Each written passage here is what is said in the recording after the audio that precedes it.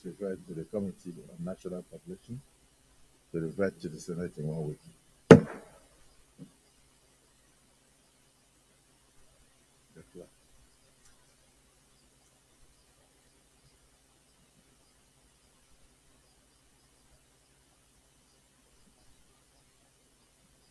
Leader of the Senate.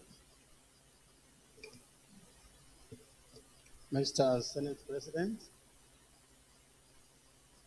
lead debate on a bill for an act to prescribe the salaries, allowances, and fringe benefits of judicial office holders in Nigeria and for related matters 2024.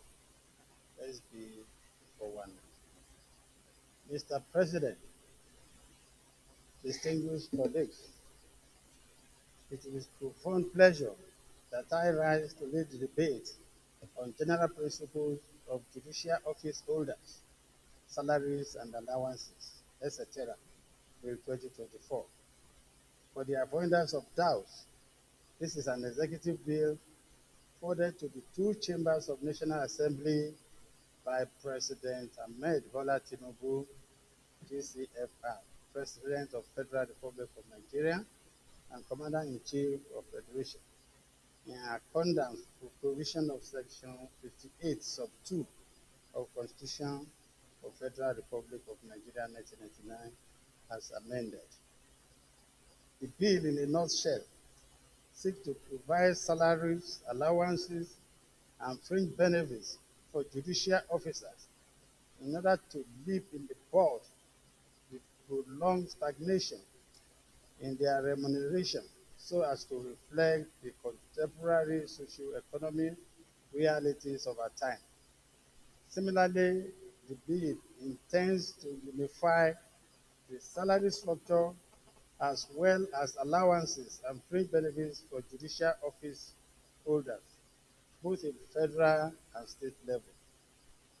This proposed legal framework undoubtedly will bring about significant improvement in the welfare, capacity, and independence of judiciary, which have been contentious issues of public discourse over the years.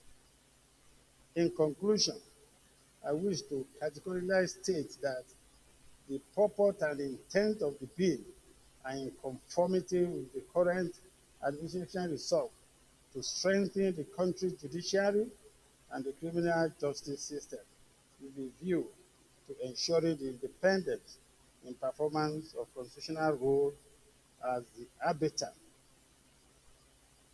of the temple of justice.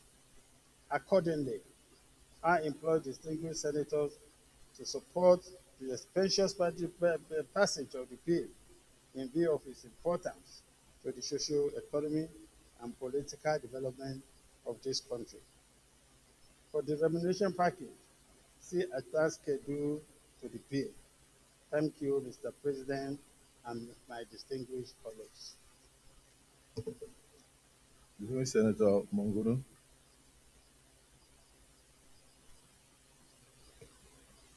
Mr. Senate President, distinguished senators, my name is Mohamed Tahir Monguno. I represent Borno North Senatorial District. Mr. President, in seconding this very important bill, I wish to crave your indulgence to further contribute my own widow's mite towards the second reading of this bill.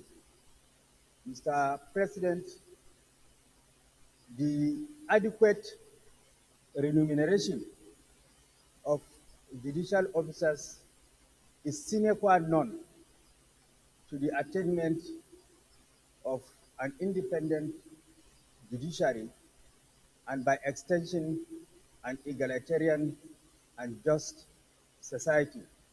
This is against the backdrop of the fact that there is a need, as rightly observed by the lead debate, to bring the remuneration of judicial officers that has stagnated over the years in consonance and in tandem with the realities, economic realities of today. And by giving them adequate remuneration that is replica of the socio-economic situation in the country, that will go a long way in insulating the judicial officers from the vagaries and vicissitudes of corruption, thereby enabling them to give judgments that are just and fair in the course of their discharge of their judicial functions. So against this backdrop, I urge my colleagues to pass this bill for second reading. Thank you. Dismiss Senator Audio Zakalo.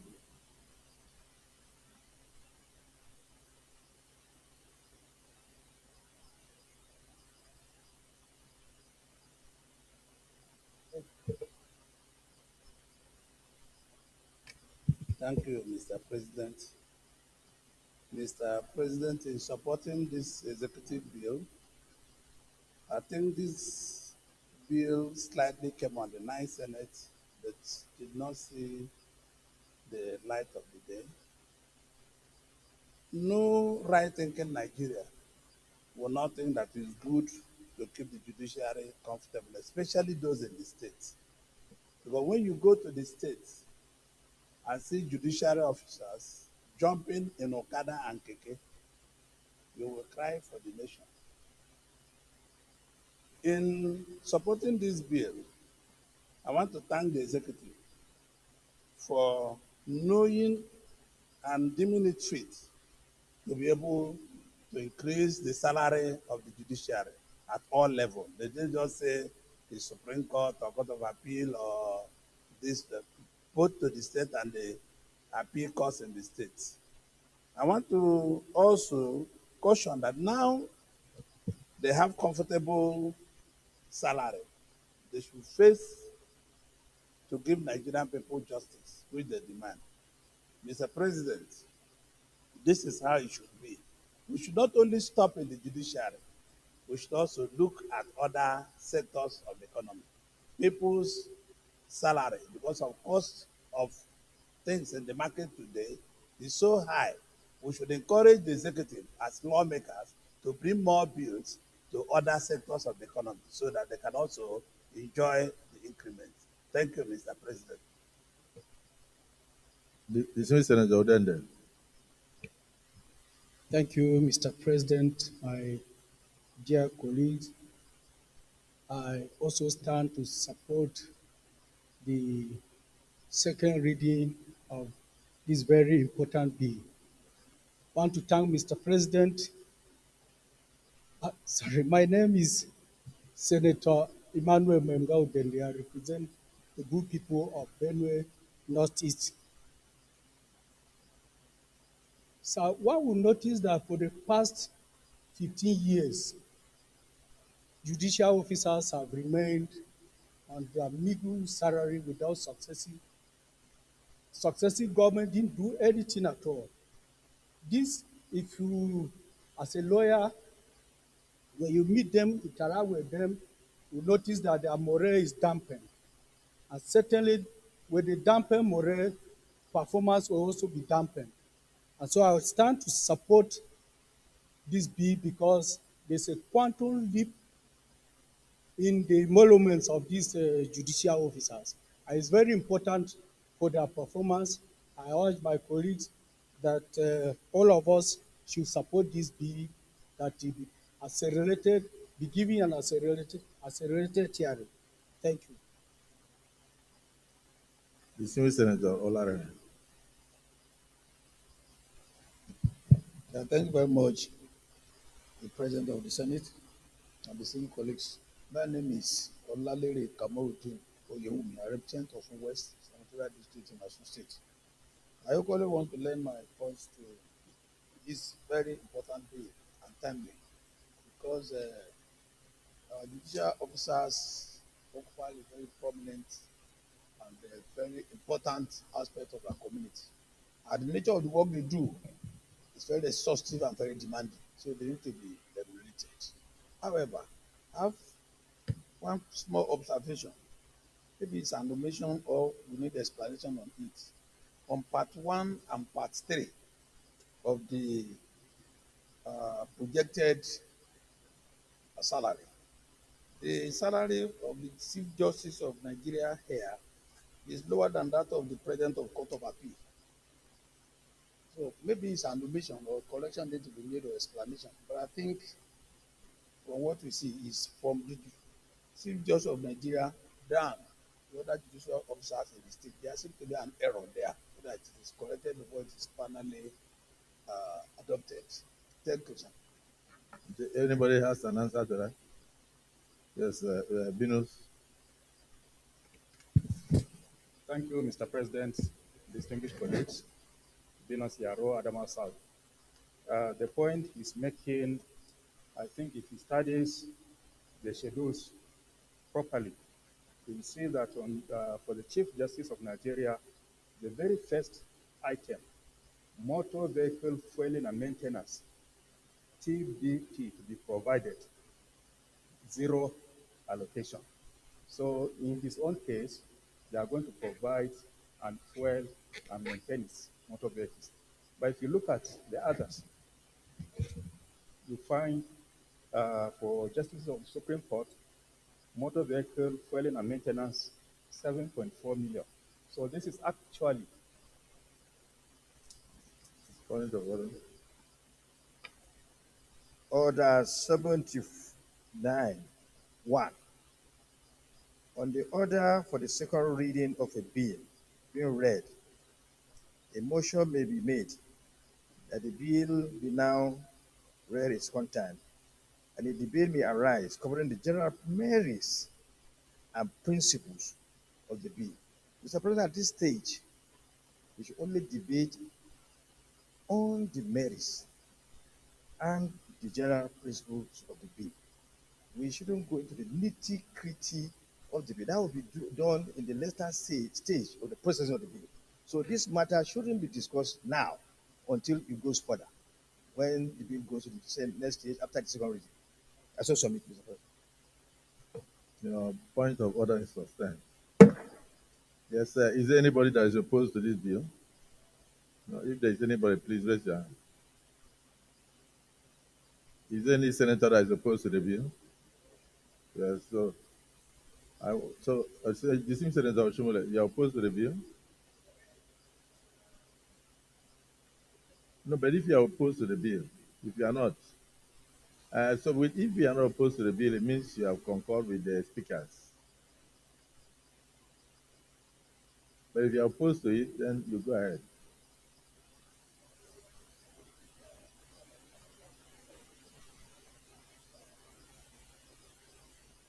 But if it's very fundamental and will guide the Senate, then proceed. Thank you, sir. I'm very grateful. I think that, Mr. President, from my experience, and I have been involved in labor management, the idea of fixing wages static will always bring us here from time to time. In every other part of the world, you build in a clause without further reference. Every year you increase wages by X percentage, taking into account the rate of inflation. Today, these numbers may appear, may be fair. I think they could be better. But by the end of the year, depending on other forces that are beyond our control, exchange rate, inflation, could be such that as to make this rate completely miserable. We have to have a building clause that allows the system to automatically adjust when economic forces,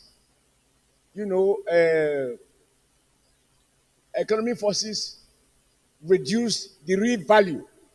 Because the problem we face is that by the time we were passing budget last year, at 750 naira a dollar, the overall cost of living compared to what it is today is totally different.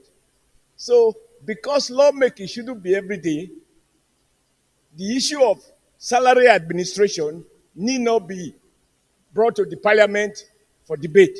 So once we fix it, we then have a clause that says, provided that every year,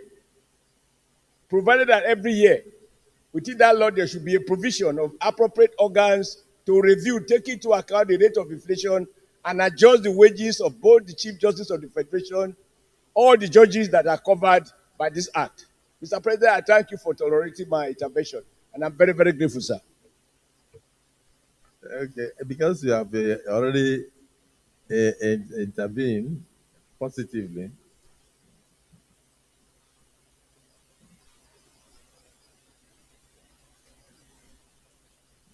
the Deputy Senate President has already pointed out that we must not go into the nitty-gritty. However, if you look at the bill by Section 4, it says the power of the President to vary the schedule of this act. The President may, upon the recommendation of the Commission, from time to time, by order published in the Federal Gazette, vary the provisions of the schedule to this act. So, depending on the rate of inflation, depending on the changing circumstances of time, the President may vary this from time to time. So I think it's provided, but like the Deputy Senate President said, we shouldn't go into the merits or the details. However, it's important to find out that even what you are contemplating now is already inside the bill. Senator Nader, you also have something to add. Well, thank you, Mr. President, distinguished colleagues. You asked the pertinent question, see if there's anyone here opposed to the bill, and it doesn't seem to be anyone of us. But thank you for giving me this opportunity to also lend my voice. As a member of the Judiciary Committee, I remember we had gone around a few times on our own oversight duties. And in doing so, we also realized that this issue that is before us today is something that should have come even before now. The remunerations and wages of our judicial officers that we have actually given the mantle to decide very pertinent cases that affects us individually and collectively. It's not enough. And we also see the danger in, in, I don't know how to put it, but danger of being allured to do something that is untoward judicially. And so having this be before us and us, everyone supporting it for the increment, I think it's a good thing and it will very well help to stem this in any way or shape that we may confront that. So I urge my colleagues as well to please let us all support this bill and using the word of our friends in the speed of light so that at the end of the day we would have done this judicially. Thank you, Mr. President. Thank you. Senator Abamoro, even if you are not opposed to it, just intervene. Thank you, Mr. President. I think you appropriately read my mind when you said, even if I'm not opposed to it. Certainly, Mr. President, distinguished colleagues, I am not opposed to this bill. But I think that given the comments that have been made so far, it is germane that we make some inputs on the support for this bill. Mr. President, if you have noticed the mood of the nation in recent times, and particularly those of us who have had the misfortune of going through the crucibles of judicial engagement, you will agree with me that we should lend our voice and support to Mr. President in picking up the courage to present a bill that will review the salaries and allowances of our judicial officers.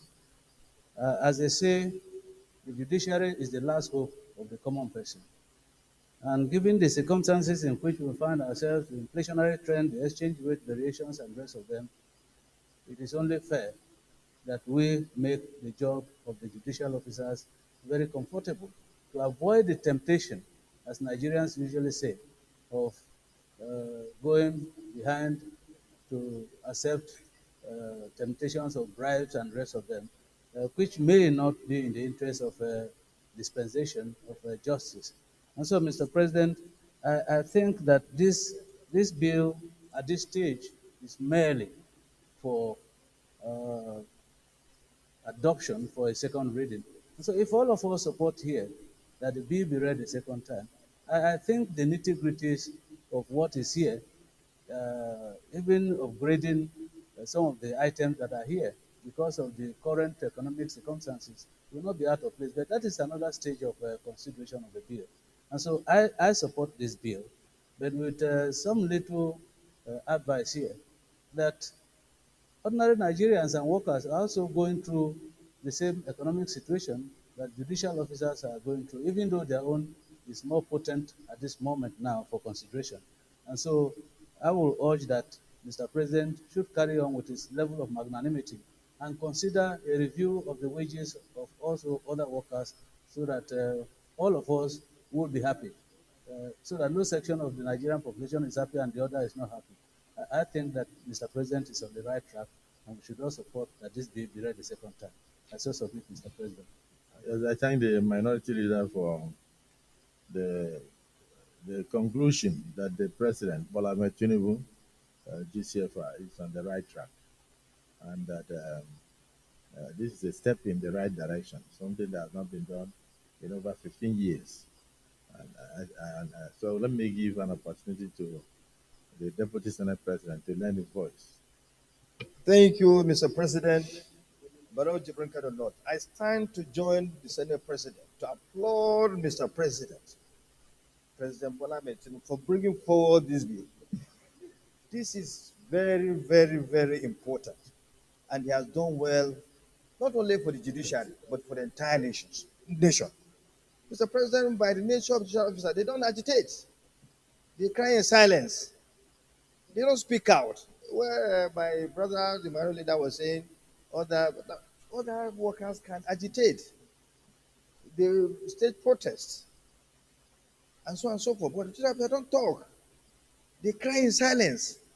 Now, the Senate, the president of the country has spoken for them. What he did is something that should be applauded, and we're applauding him here. Because a country that doesn't take its judiciary in a very important fashion, is doomed. And when you want to take judiciary seriously, you must also take the remuneration of judicial officials seriously. That's very, very important. And this is what he has done now. The army has been stagnated for several years. And they've been crying in silence, not coming out to agitate that there should be a review of their remuneration. And now the president has done so. I remember in the Fourth National Assembly, we stood by them and made sure, the National Assembly stood by them and made sure their budget was brought to the first line charge. They didn't agitate for that, but we saw reason. We said, look, it's very, very important to make sure that they had their, what they wanted to operate in their coffers rather than going cap in hand looking for money. Because at that stage, at that period, they didn't have that opportunity of having, their budget on the first line charge. So they were always going around to get money to operate, and that is dangerous for the system. Very, very dangerous. When you allow judicial officers not to have money enough as their remuneration, that gives room for some things that may not be palatable to the system. But what the president has done now is something that should be applauded for doing so, and we should give him more support to continue to work on this kind of in this trajectory for the good of the nation. So, Mr. President, I join you and others to commend Mr. President. I so submit, Mr. President. Well, they say that it's important that we all commend the president, support this bill without review, and this is definitely a bold step and a step in the right direction. So since there is no senator who is opposed to it, I think we should go straight into putting the question. Those in support that this bill be now read a second time. Say aye. Those against, say nay. The ayes have it. Clerk of the Senate. Mr. President, distinguished senators, a bill for an act to prescribe the salaries, allowances, and fringe benefits of judicial office holders in Nigeria and for related matters 2024, SB 419, second reading. Distinguished colleagues, a bill for an act to prescribe the salaries, allowances, and fringe benefits of judicial office holders in Nigeria and for related matters 2024. Second reading taken. This bill is now committed to the Committee on Judiciary, Human Rights, and Legal Matters to report back to the Senate in 4 weeks.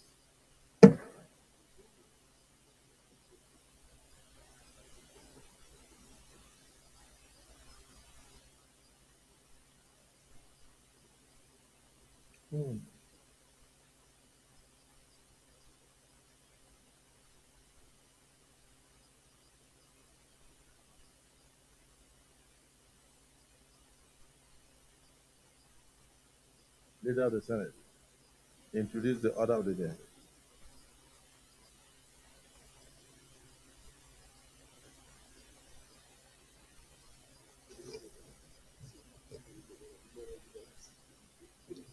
Mr. President, distinguished senator, the second order of the day, the second reading of Federal Orthopedic Hospital Management Board Act, Bill 2024 SB 364. The distinguished senator will recall that the bill was read the first time in this chamber on Wednesday, 28 February 2024. Mr. President, sir, you may wish to invite Senator Umar Shehu Buba to move the motion for the bill to be read the second time. Distinguished Senator Omar Shehu Buba.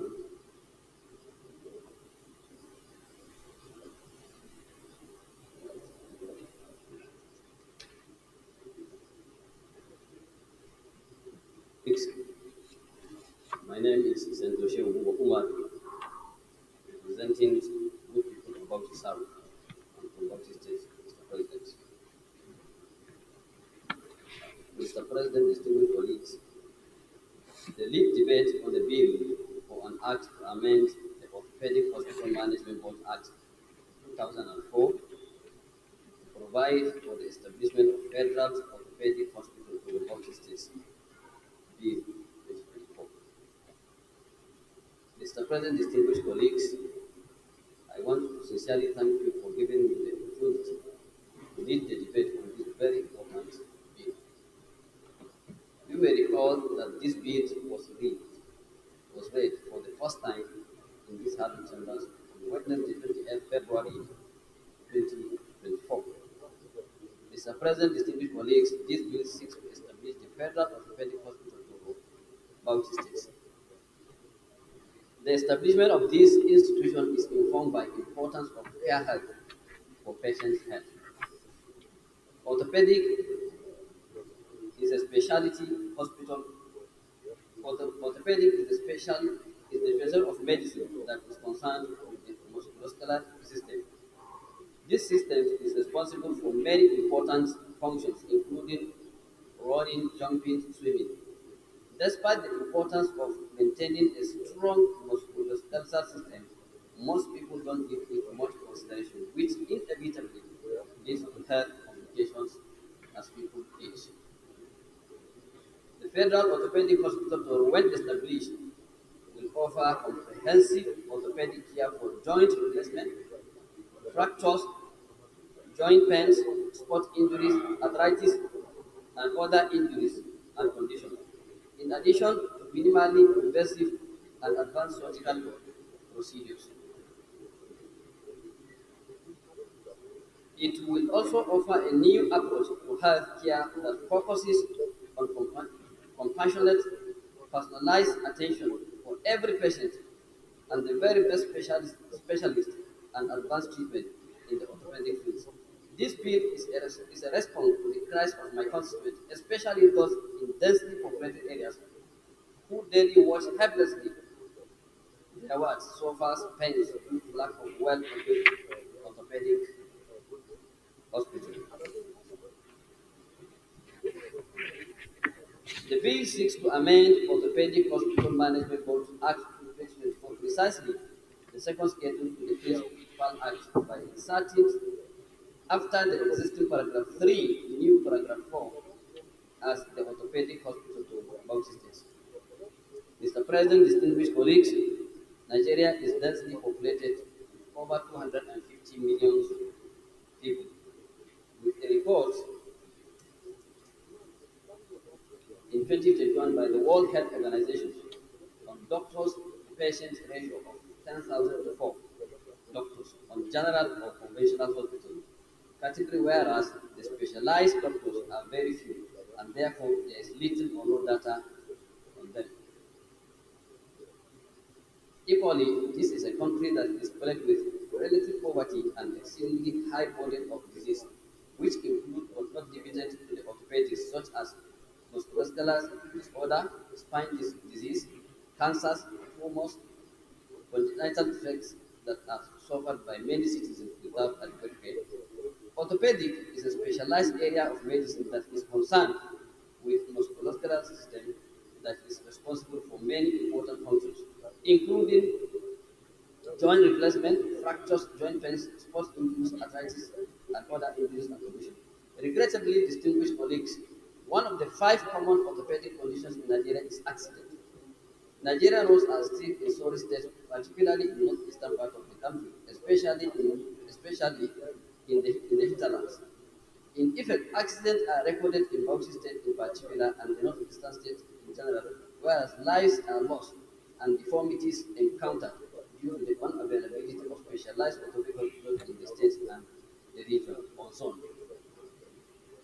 Mr. President, distinguished colleagues, the Federal Orthopedic Hospital of Bauchi State, when established, will provide services such as diagnosis and treatment from traumatic events such as falls, car accidents, sport injuries, and other emergencies. It will also bring healthcare closer to the people at reduced cost compared to private hospitals and also to drastically reduce the health tourism to other countries, drive and stimulate economic growth, foster intra-regional integration, create employment opportunities, attract medical tourism, among others. In addition to the above advantage, it will deter patients from patronizing traditional bone setters who enjoy patronage in the absence of a specialized orthopedic hospital. The proposed orthopedic hospital, if established, will be affiliated to general hospital that is well built, has existing and top-notch states of the art facilities. The choice of Toro is in Bauchi State is apt given the strategic location of the town and state respectively, being the gateway to the northeast, also being at the center of the neighboring states of Gombe, Yobe, Adamawa, and Borno, thereby making it easily accessible by the respective states in this. The bill, when passed, will provide services in specialized areas like diagnosis and treatment from traumatic events such as falls and car accidents, repetitive sport injuries.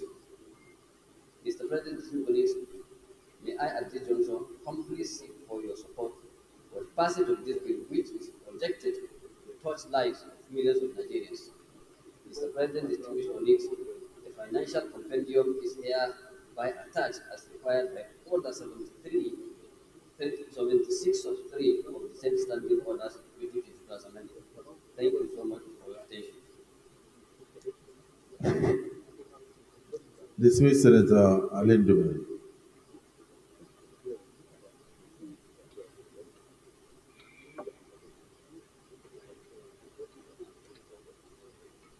Thank you, Mr. President, and distinguished colleagues.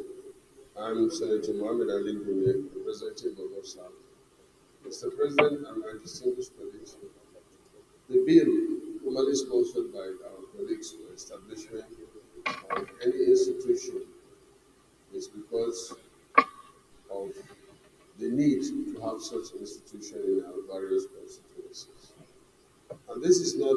this request. So, I want to urge our colleagues to support this bill for the establishment of the orthopedic hospital in Toro, which is strategic as our colleague has mentioned in his presentation. So, Mr. President, I'm appealing to you and our colleagues to just allow this bill pass through the second reading.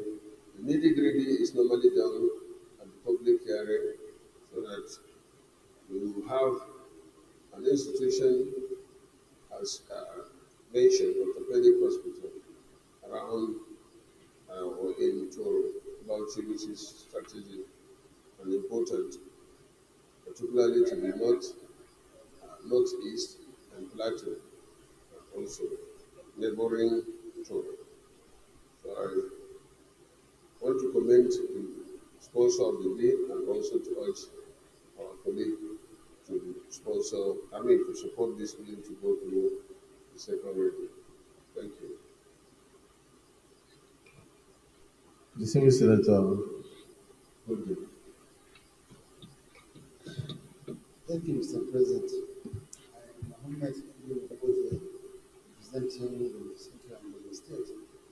Mr. President, I also to lend my support for this very important bill to pass the second reading and go to the final stage of legislation. The need for the orthopedic hospital, additional hospital is very apt and is very relevant because for now, in all of the Northeast and neighboring control states, there is no single functioning orthopedic hospital. The only one I remember was approved in the 9th Senate, the one for Jalingo.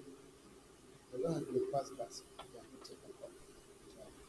So all cases still, you notice, all cases still we still go to the well-known popular hospital in Ghana, Dala. Any small thing that happens to the regarding born is back to Dala, or you go to the traditional born centers who are patronized not because they are the best, but because there is no option. Because when people can afford even the transport cost, say from Jalingo or from Yola or from, say, Goza to Kano. So I think it's very important if one just telling to go a long way and alleviate the suffering of our people. For this reason and other reasons, Mr. President, I ask my colleagues to give expeditious passage for second reading of this bill that was heavily established in town. And I want to thank my colleague, Senator Shoguba, for bringing forward this very important bill. Thank you very much, Mr. President. Distinguished colleagues. Distinguished Senator Kayla, Agba.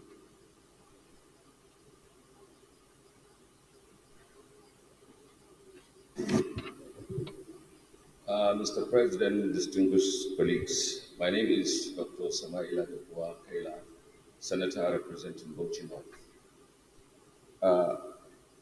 In supporting this motion or this bill, I want to give one or two or three reasons or explanations as to why our distinguished colleagues should support this bill. Number one, orthopedic hospitals, since in the 60s, the government or the federal government of the 60s realized that other people, or other governments that are offering services in the healthcare cannot offer orthopedic services, and that is the reason why in the 60s the federal government established three hospitals, one in Dala, one in Ibobi, Lagos, and the other one I think is in Enugu. These are the three hospitals that are saddled with the responsibility of taking care of orthopedic hospital cases in the country. Why? The reason is very simple. Number one is the cost. Orthopedic cases are very expensive. Number two, the duration of stay in the hospital is very, very high. The average stay in a hospital is about 5 days, but in an orthopedic case, it's not less than 2 months. So whoever you are, by the time you stay 2 months in a hospital, there is no way you will be able to afford that service. And the third one, which I think is very important for us to really understand, is those people that are more likely to have orthopedic cases are exactly those that cannot be able to pay. It is not people that are riding in their jeeps or in their beautiful cars or in private jets that are having orthopedic hospital cases. They are the laborers, the common man that are doing all the jobs for us. Those are the people that are more likely, in the large percentage of the orthopedic cases, they are the ones. So we have to do something to expand. I don't know whether apart from the three, more are established, but I believe from the 60s to date, Nigeria has grown population-wise exponentially. So if we can have an orthopedic hospital in each zone or in each state even, I don't think it will be out of place. I thank the the mover of this very important motion, my colleague, my friend, my brother, Sheikh Uba. Not only because he has done a very good job, but because we are proposing the hospital to be established in Bauchi State and in Toro local government. I want to also emphasize that Toro local government is about the largest local government in the whole of the country. This is a fact. Thank you, Sheikh Uba. Thank you, Mr. President, for allowing me to say a few words. Distinguished Senator Garba, Chairman Compliance.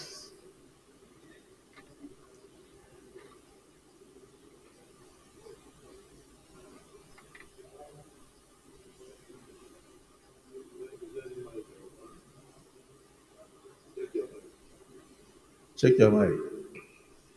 Okay, thank you very much, Senate President. Distinguished colleagues, my name is Garba Musa Maidot, representing the good people of Kebbi South Senatorial District. I rise to support this motion, ably moved by Senator Shehu, which is very well thought after and will have a lot of benefit. But the Senate President, I need to draw your attention to the Senate legislative agenda.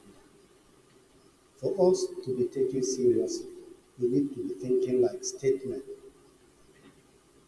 We know the deficit that exists in this country, and we must be seen to be fair to every part of this country. I think the Senate need to come with a comprehensive proposal of how infrastructures can be shared between the different states and the different regions so that each region is given some attention. We have gone through the routes.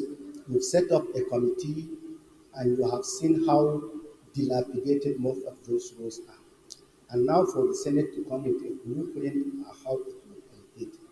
If we keep submitting bills or motion bit by bit, knowing the financial constraint that this country is attached to, is experiencing, I think we will not be doing justice to ourselves or to this country. We've already heard that a bill has been passed for Jalingo, the same orthopedic hospital, Jalingo, and it has not taken off. So I would have thought we would investigate why this thing has not taken up, if that will make this issue satisfy the same craving. Otherwise, every one of us distinguished senators and colleagues will have the same problem in our colleagues, and we will be looked upon as if we are not representing our people. I have nothing against providing immediate facilities, amenities to Nigeria. I am all for it. But let's be sure of what we can support financially so that it will make meaning, so that it will not be just motions. Thank you very much, Senate President. Let me thank you for your contribution.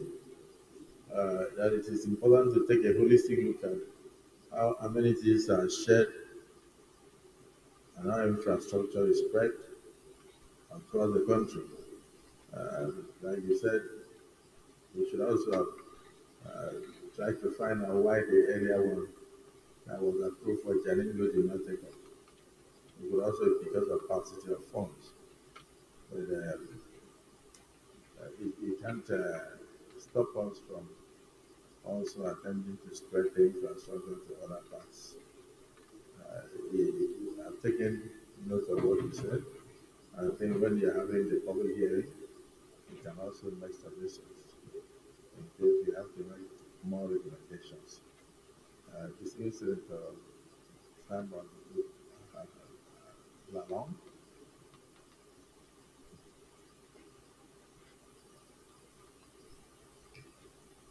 Thank you very much, Mr. President, distinguished colleagues.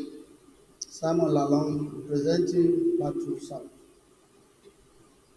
Mr. President, first I want to put in an information, correct the information, that no orthopedic hospitals were established.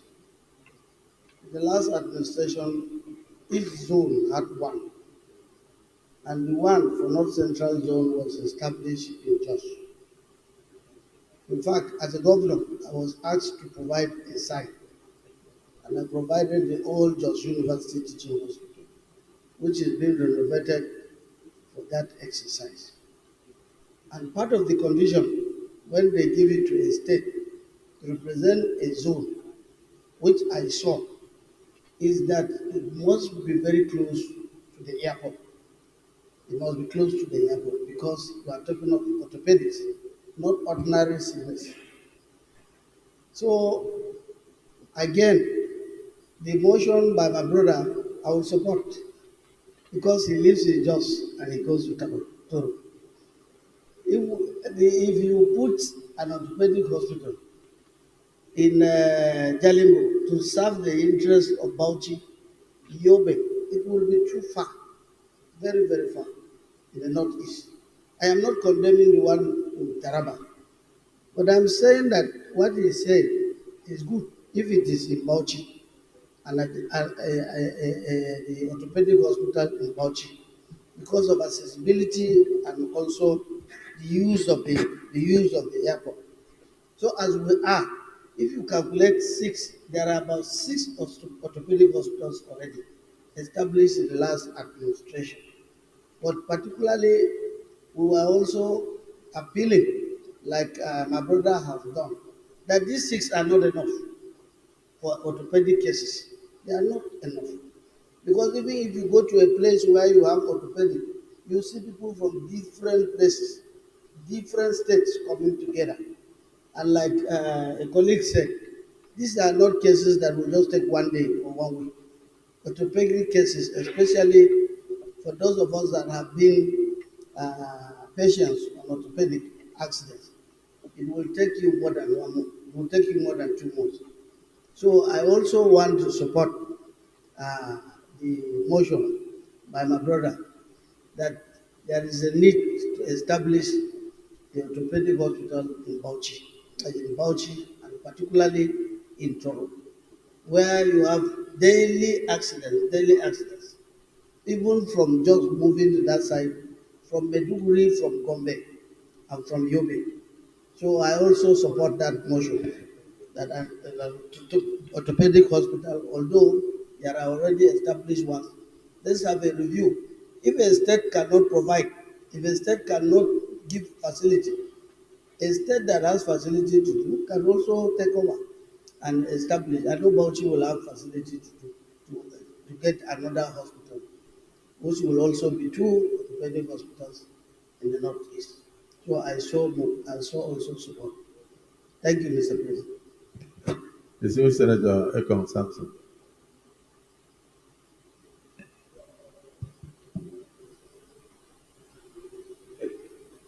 Thank you, Mr. President, name is Ekom Samson, Akwa Ibom South. My position, and I think that reflects that of my constituents, is that we need to do more for our health care system.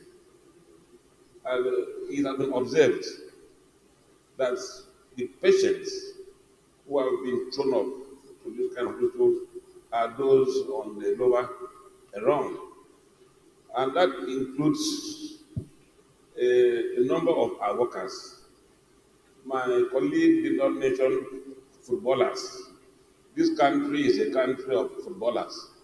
A number of them who could have done even more for the country need this type of attention. So I think it's not too much to have more of these facilities. I need one in my state.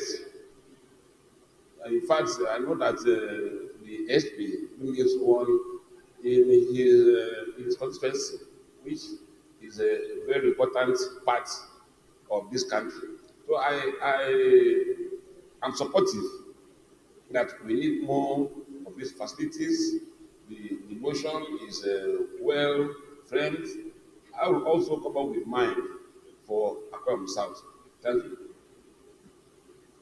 When you are coming up with Akwa Ibom South, also remember Akwa Ibom Northwest.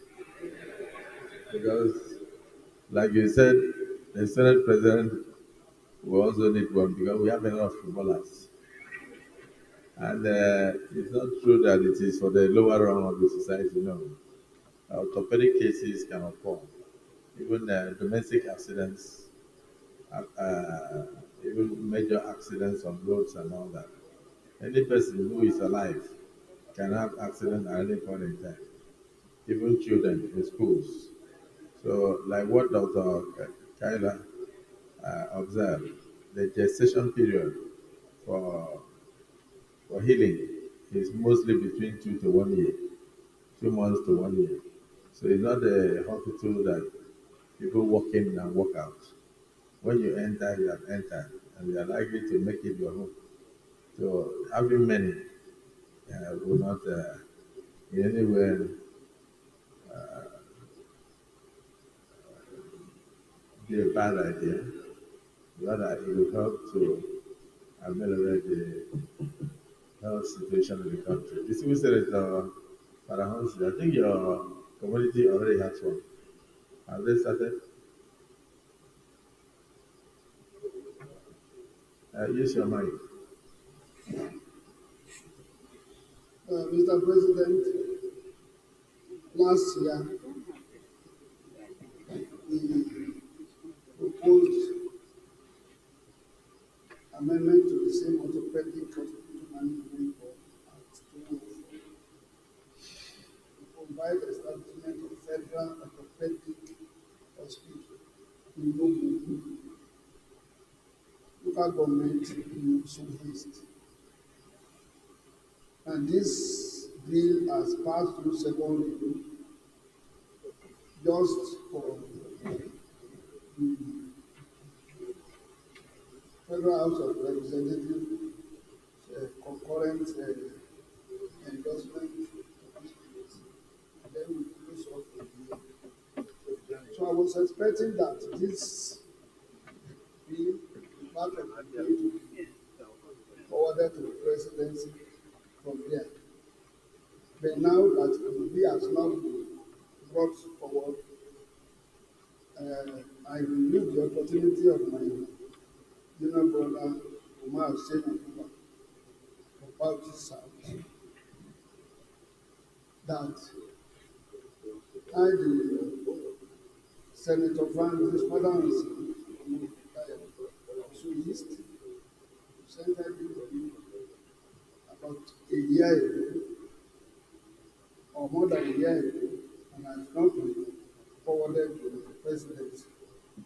Need to remind our own president, that's Senate President, not to forget the people in the cooler. Because since the ban of motorcycles and tricycles in Lagos, the influx of all the escapees, that's the use of vehicles are in the south or other southwest, particularly in my own senatorial district. You have millions of them. And the vehicles, the tricycle accident is small. So, after orthopedic hospital in Yaba, there is no other orthopedic hospital in the southwest. So we have already put this one forward for the kind endorsement. And I will thank the remover of this, that's Senator Omar Silgara Muba, that is a job well done. So please add my own local government to the list we are serving to the president as far as the second reading. Thank you, Mr. President. Distinguished colleagues, let me thank all of us for our contributions to the general principles of this bill, and every person is in support that it be allowed to go for a second review. So I use this opportunity to also appreciate the man that brought this bill for us, the senior senator, Shoguban. I thank you because you are trying to spread more facilities across the country in order to enable healthcare delivery to reach the doorsteps of all Nigerians. So I thank you for this. Since there is nobody opposed to it and everybody has made very meaningful contributions to the debate, my name to the question. Those in support that this bill be now read a second time, say aye. Those against say nay. The ayes have it. Clerk of the Senate. Mr. President, distinguished senators, a bill for an act to amend the Federal Orthopedic Hospitals Management Board Act to provide for the establishment of the Federal Orthopedic Hospital, Toro, Bauchi State, and for other matters connected therewith, 2024, SB 364, second reading. Distinguished colleagues, a bill for an act to amend the Federal Orthopedic Hospital Management Act to provide for the establishment of the Federal Orthopedic Hospital, Turo, Bauchi State, and for other related matters connected therewith, 2024, second reading taken. This bill is now committed to the Committee on Health to report back within 2 weeks. Leader of the Senate.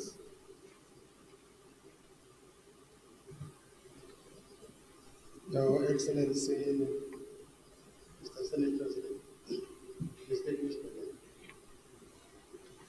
who probably took the third order and the fourth order together.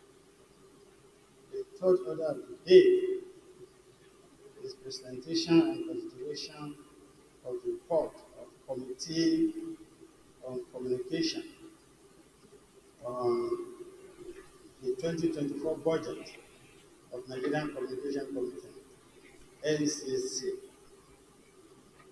Mr. President, we wish to invite Senator Bibis Aliyu Ikra to move the motion for the Senate to receive and consider and approve the report. Equally, sir, the fourth order of the day is presentation and consideration of the report of Committee on Communication on 2024 budget of Universal Service Provision Fund Board. Mr. President, we wish to equally invite Senator Bibis Aliyu Ikra to move the motion of the Senate to receive and consider and approve the report.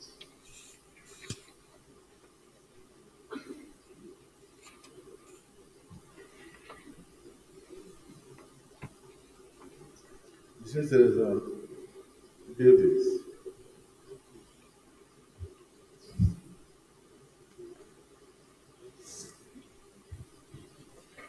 Thank you, Mr. President, President of the Senate, my distinguished colleagues. I'm Ikra Ali Idris, representing for a center. Sir, I raise to move the motion that the Senate do receive and consider the report of the Committee on Communication on the 2024 budget of National Nigerian Communication Commission NCC. Mr. President, with your kind permission, if I can join the two motions together, or I should do it one by one?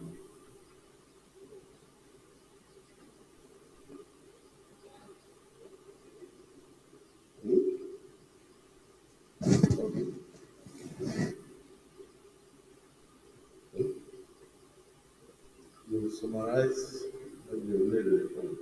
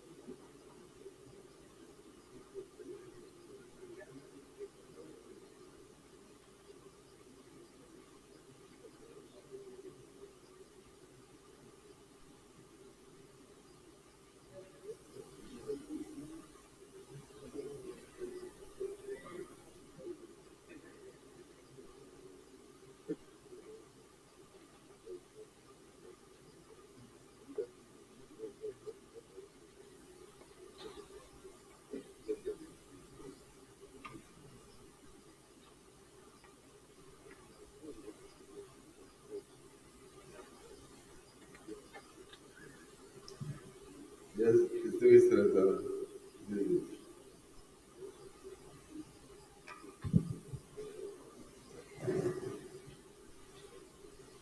Mr. President, distinguished colleagues, I rise to present the report of the Senate Committee on Communication on 2024 budget of the Nigerian Communication Commission (NCC). The Nigerian Communication Commission is the regulatory authority for the telecommunications industry in Nigeria, established by the. You don't have any other member of your committee? I do have. Not the president, any member of your committee can second your motion. And then after you go, are you a member of America? Okay, go on. Yeah, move the motion. Thank you, Mr. President. Very distinguished colleague, Adeola Solomon Olamileko. I rise to second the motion that this Senate do receive and consider the report of Committee on Communications on 2024 budget of the Nigerian Communication Commission. I so second. Yes, distinguished colleagues, the motion has been moved and seconded that the For Senate 2 years. receive, consider, and approve the report on the budgets of the Nigerian Communications Commission and the Universal Service Provision Fund, am I right? US PF. Yes. Those in support of the motion or motions say aye. Those against say nay. The ayes have it. So, Senator Bibis, you may now provide us with the general principles to enable us to move into action. Thank you, Mr. President. Mr. President, distinguished colleagues, I rise to present the report of the Senate Committee on Communication on the 2024 budget of the Nigerian Communication Commission. The Nigerian Communication Commission is the regulatory authority for the telecommunications industry in Nigeria, established by the Nigerian Communication Act 2023. The Commission is responsible for creating an enabling environment for the competition among operators in the telecommunications industry, as well as ensuring the provision of the qualitative and efficient telecommunication services in the country. 2024 budget defense The committee held budget defense meeting on Wednesday, 20th March 2024. During the budget defense session, the EBC, that is the Executive Vice Chairman, Chief Executive of the Nigerian Communication Commission, and its management team made their presentations and also made clarifications on the area of committee sought for further information. This 2024 NCC budget has been harmonized with the House of Representatives. Membership, please see page 1 and 2.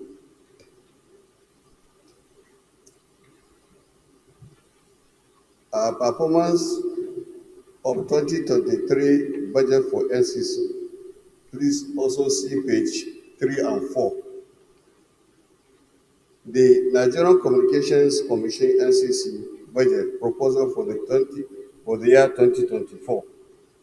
In accordance with the section 19, section 1 of the Nigerian Communications Act 2003, and section 21 schedule of the Fiscal Responsibility Act 2007. The Nigerian Communication Commission NCC submitted a projected revenue of 549.6 billion, out of which recurrent expenditure is the sum of 115 billion, and the capital expenditure is the sum of 18 billion. The sum of 66.7 billion is for special intervention projects, where the sum of 17 billion will be transferred to the Universal Service Provision Fund, the SCF. The sum of 332.8 billion will be transferred to the federal government of Nigeria. Summary of the framework of the Nigerian Communication Commission NCC budget proposal for the year 2024. Please see page 5. Notes on the expenditure framework. The recurrent expenditure of 115 billion consists of salaries and wages, operational costs, spectrum and regulatory expenses, and the professional fees. 2. Capital expenditure of 18 billion consists of the Commission internal projects, which is carefully selected to boost its revenue generation potential as well as replace obsolete fixed assets.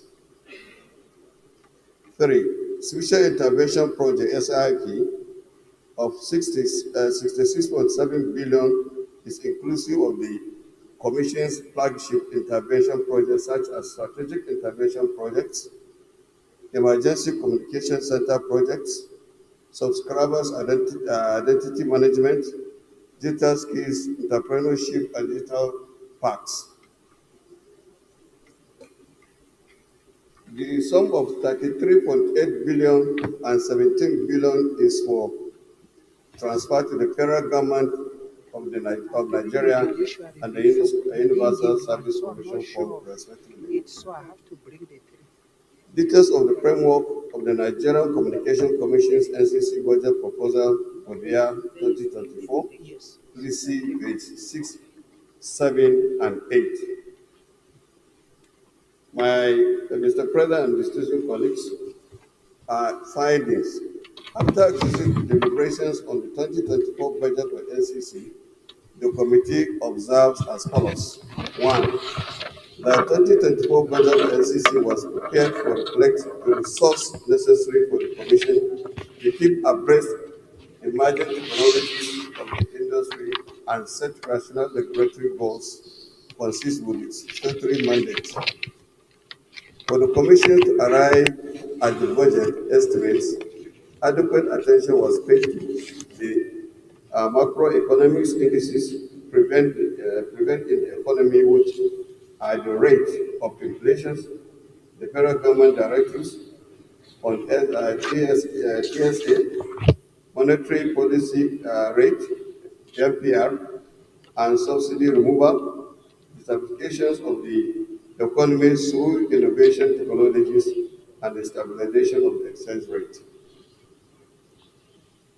2. that the Commission's revenue of 549.6 billion consists of the annual license fees of 3.5 billion, annual operational levy of 135.5 billion, spectrum fees of 292.3 billion, numbering plan of 7 billion, administrative charges of 33 billion, type of approval fees of 1.3 billion, and sundry income of 400 million, federal government intervention for digital switch over of 40.5 billion, and the cost collections of spectrum of 36.5 billion. And three, that the Commission's total expenditure of 549.5 billion consists of the total recurrent expenditure of 155 billion, total capital expenditure of 18 billion, 459.6. I thought we have 549.6. Yeah, 549.6. Instead of 0.5. Just correcting as you go. Okay. Expenditure of 18 billion, total special projects of 66.7 billion, transferred to the federal government and transferred to the Universal Service Provision Fund, USCF, of 32.8 billion and 17 billion, respectively. Recommendation, Mr. President, my distinguished colleagues, that the Senate do approve the sum of 549 billion, 674 million and 311,000 naira only as the Nigerian Communication Commission budget for the year 2024. Prayer is that the Senate do approve the recommendations of the committee. Mr. President, I so move.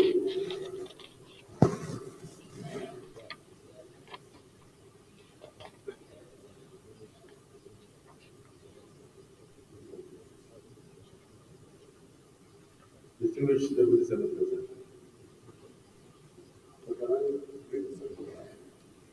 Let's take it one by one. Are you in a hurry? You want to lump the two agencies together?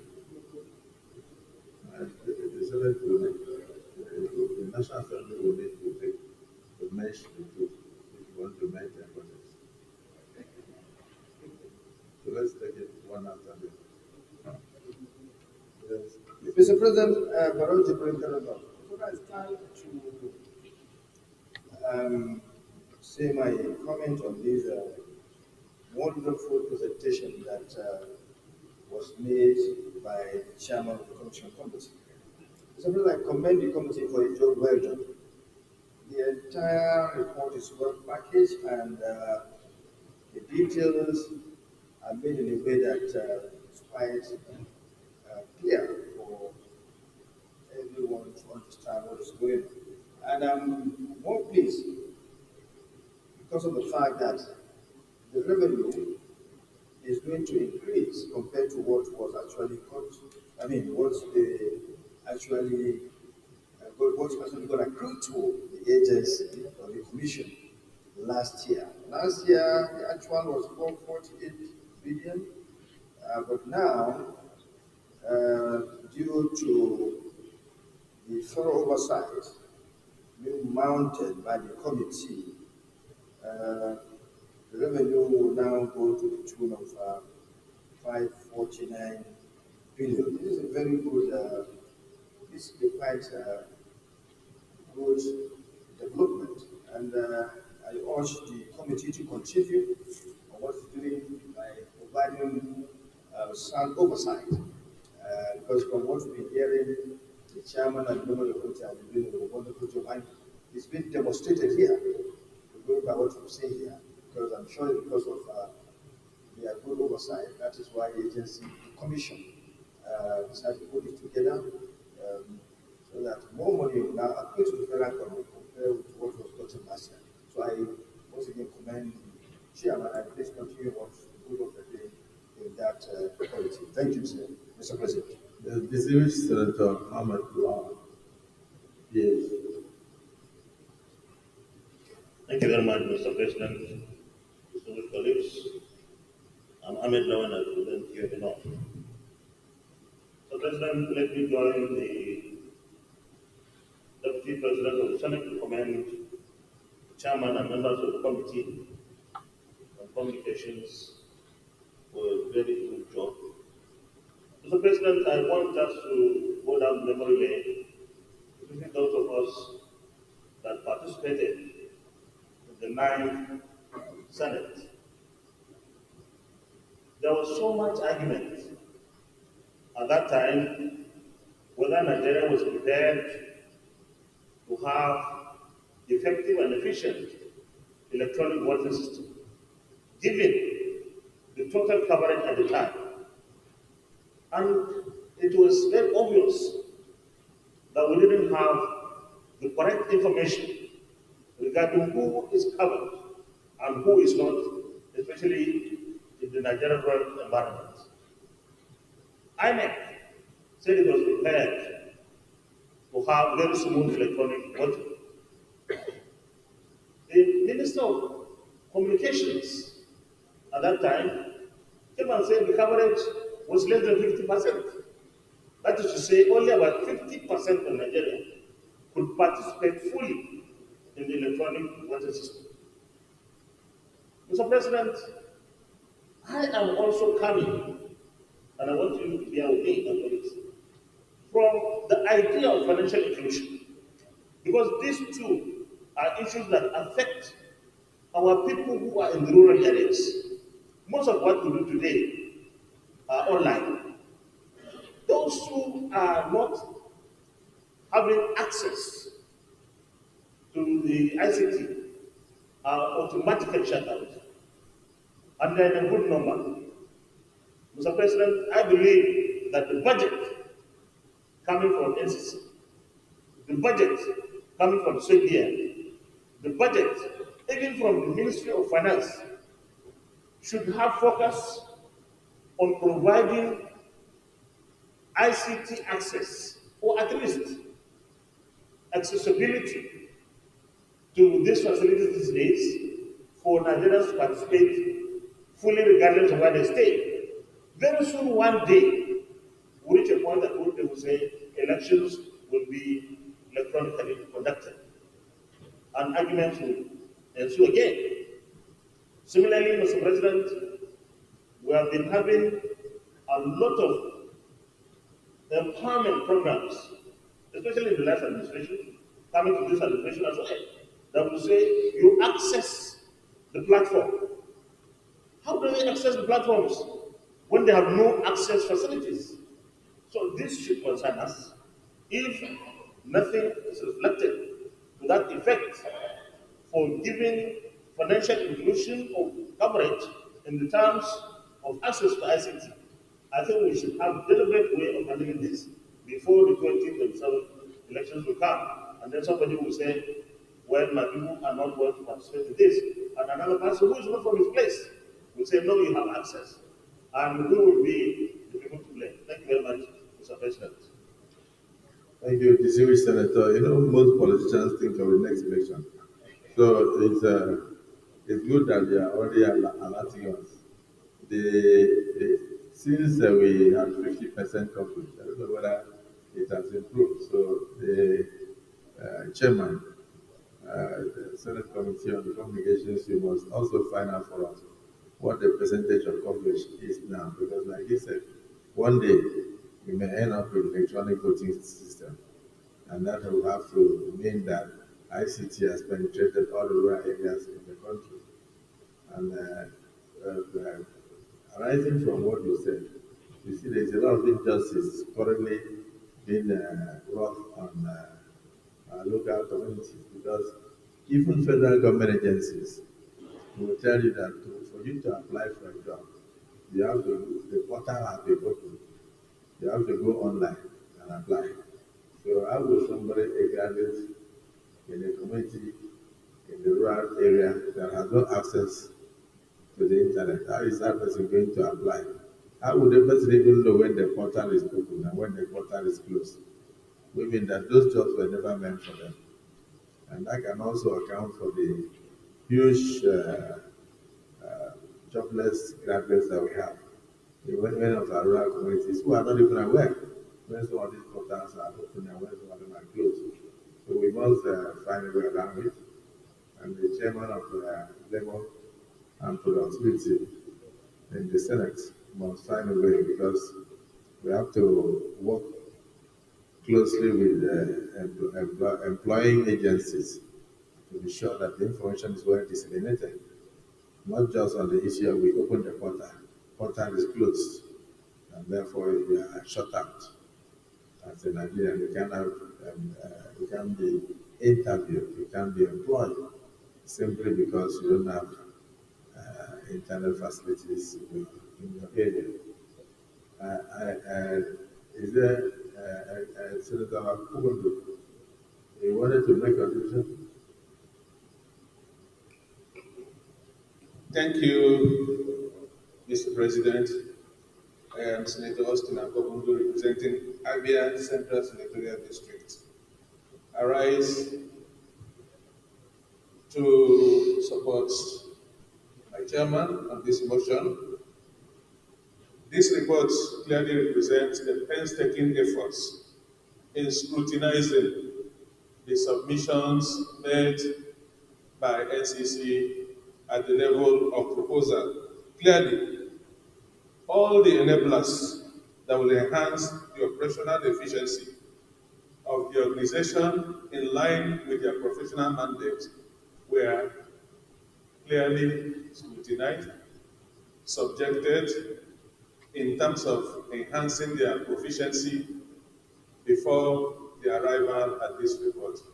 And the issues raised by our leader, the Senate President Emeritus, also comes under the purview of continuous oversight, which will remain work in progress to ensure that the spread and reach of their professional activities will be actualized over time.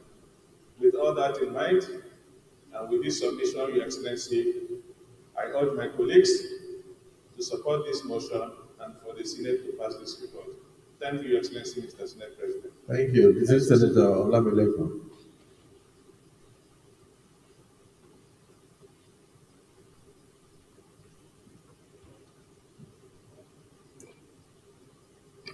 Thank you very much, Mr. President. Very distinguished colleague, Adeola Solomon Olamide, representing the West Central. Mr. President, let me join my other colleagues in commending the committee for a job well done. I say this in light of the revenue of these agencies in terms of contribution to the Consolidated Revenue Fund. And let me make it clear that National Communications Commission is one of the major contributors to the Consolidated Revenue Fund of the federal government through the sale of spectrum. And I can vividly recollect during the budget defense process, we observed that there is the sale of spectrum that is not recognized in the 2024 appropriation bill. And at the committee level, the agency agreed with us due to fluctuation in exchange rate. And I called the chairman, and I can see that that has reflected because we recognize it in the budget, and it has equally been reflected in their document. Mr. President, having said that, in line with the contribution of Senator Ahmad Lawan, the Senate President Emeritus, I observe, and this is one area I want the committee to look critically into, that the cost of recurrent expenditure compared with the cost of capital expenditure, the gap is wide. 115 billion to the recurrent expenditure and a total of 18 billion to the capital expenditure. I think this is one area the committee should ask more questions as to what are the components, because at this time and age, we want a situation whereby we balance that the cost of providing the necessary dividend of the country, part of which is the coverage which Senator Ahmed Lawan has referred to, should have been covered under their capital expenditure, as not reflective, and more to the recurrent expenditure is one major area the committee should look into going into the future and scrutinize the document further for further clarification as to why this wide gap that we have. And also to make it known that the remaining 2 billion that is left on that account as surplus, 80% of it should also go to the consolidated revenue fund in line with the Fiscal Responsibility Act that I think I should mention and the chairman also should follow through. Having said this, Mr. President, I commend the committee for the job well done. Thank you. I so submit, Mr. President. Mr. Chairman, at what stage are you going to move the so-called surplus to the consolidated revenue fund? Is it after passage or before passage? More appropriate, sir, if we can do it under the question. Because we can do it now, so that the consolidated revenue fund can happen. Point out the section and let's add it. Mr. President, as I've said, this is just a budget proposal, and it is at the implementation stage of this document that the money should move into the consolidated revenue fund. For instance, the sales of spectrum and all other revenue have accrued, and they have it's explicit there the breakdown of the capital expenditure and recurrent expenditure. And when it nets up the remaining balance, the surplus, 80% of that should go to the CRF. That's just an observation for the committee to take note. So, committee, you note it. We all agree that budget is just an estimate. But in the event that what they are proposing is realized within the year, if what they are proposing is realized within the year, then we should oversight to make sure that the so-called surplus is moved into the consolidated revenue fund of the Federation. So I also trying to observe that the recurrent expenditure of 115 billion compared to capital expenses of 18 billion simply means that we are looking at over 80% in recurrent expenses and less than 20% in capital expenses. The gap is very wide, so we must look at what they are spending money on, and then they may need to reduce, to avoid wastages, so that they put more money in capital to allow us to have deeper penetration of the telecommunications in the entire country. But having said that, I want to thank all my colleagues for their contributions because he still has another one to present. And at this stage, I have to put the question.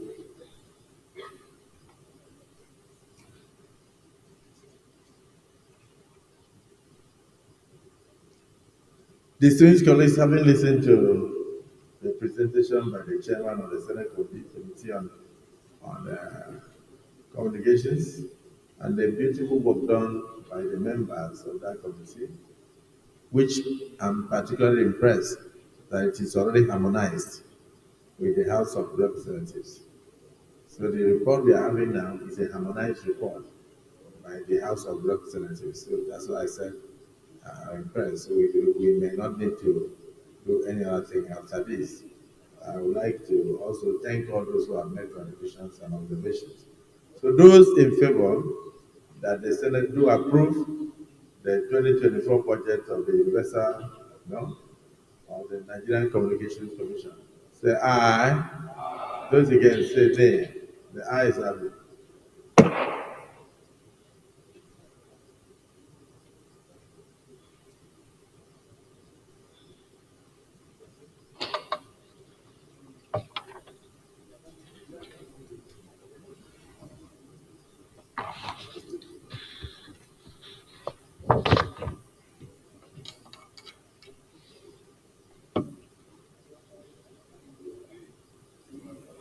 Accordingly, the sum of 549 billion 674 million and 311,000 naira only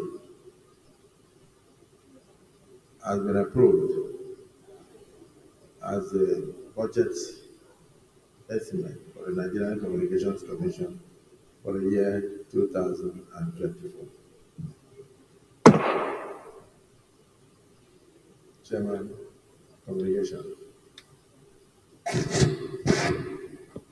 Thank you, Mr. President.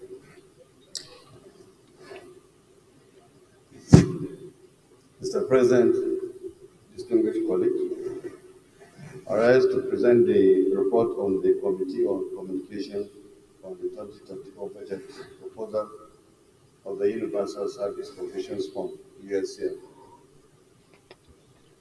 The Universal Service Provisions Fund, USCF, is provided for by the Section 112, Section 1 of the Nigerian Communication Act 2003, to promote widespread availability and usage of network services and application services throughout Nigeria to institutions unserved and underserved areas for the underserved groups within the communities in the country.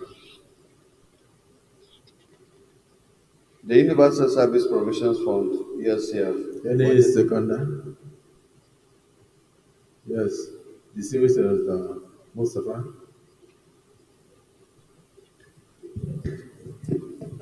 Mr. President, my highly respected colleagues, my name is Mustafa Habib, representing Jigawa Southwest. I rise to support that the submission of the Chairman Communication Commission on the report for the budget of the Universal Service Provision Fund. I so second. Thank you. Distinguished colleagues, a motion has been moved and seconded that this Senate will receive, consider, and approve the report of the Senate Committee on Communications on the Universal Service Provision Fund, Budget 2024. Those in support of the motion and move and seconded say aye. Those against say nay. The ayes have it. We may now proceed to receive the report, consider same, and possibly approve. Yes, Chairman. Thank you, Mr. President, and my distinguished colleagues. Mr. President, distinguished colleagues, I rise to present the report of the Committee on Communication on 2024 budget proposal of the Universal Service Provisions Fund, USCF. The Universal Service Provisions Fund, USCF, is provided for by Section 112 of the Nigerian Communication Act 2003 to promote widespread availability and usage of network services and application services throughout Nigeria to institutions underserved areas or for the underserved groups within the communities in the country. Universal Service Provisions Fund, USCF, budget proposal for the year 2004, in compliance with Section 114 and 2A and B of the Nigerian Communication Act 2003, the Universal Services Provision Fund submitted budget proposal for the sum of 17 billion naira only for the year 2024. The fund's expenditure profile shows its total recurrent expenditure as 3.6 billion. Total capital is 993,300,000, while total projects and programs expenditure is 13.2 billion respectively.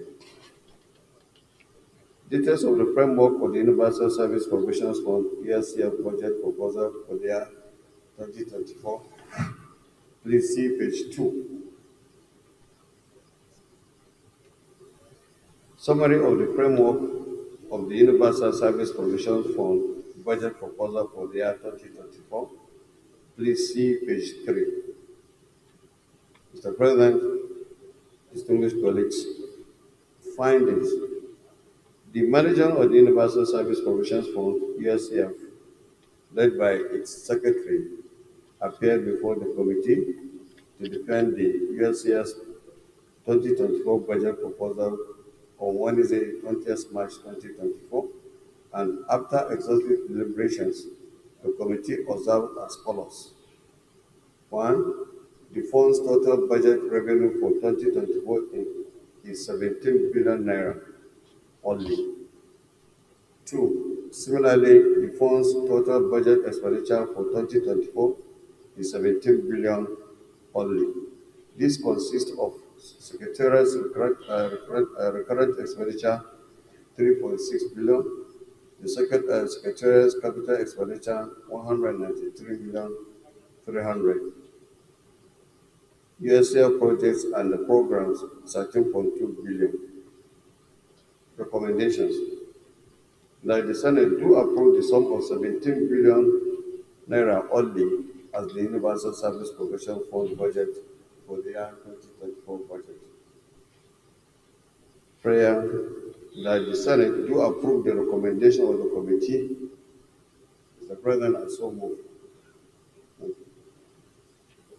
Is this also harmonized with the House of Representatives? Yes, sir. Yes, sir. Okay. Dismiss Senator Kawu.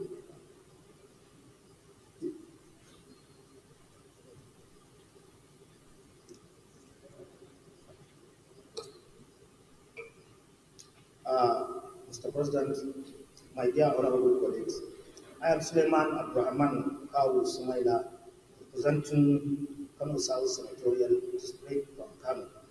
Mr. President, I am hereby seconding the motion or the proposal or the report read by our chairman, distinguished Senator Ikra Bill, and submit our report for explanation and our budget. I so submit.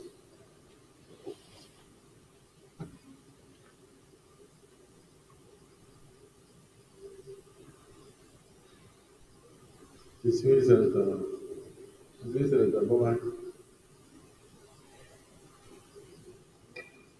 Thank you, Mr. Senate President, for recognizing me, even though I didn't raise my hand. But I would like to contribute to the budget submitted, the report submitted by the committee. The report is straightforward, just 17 billion, and it has clearly stated the different components of the budget. The capital is stated clearly, the recurrent, and also the special capital project. In view of this, I wish to second the motion too. Thank you, sir. Thank you. Distinguished Senator Anthony Ali.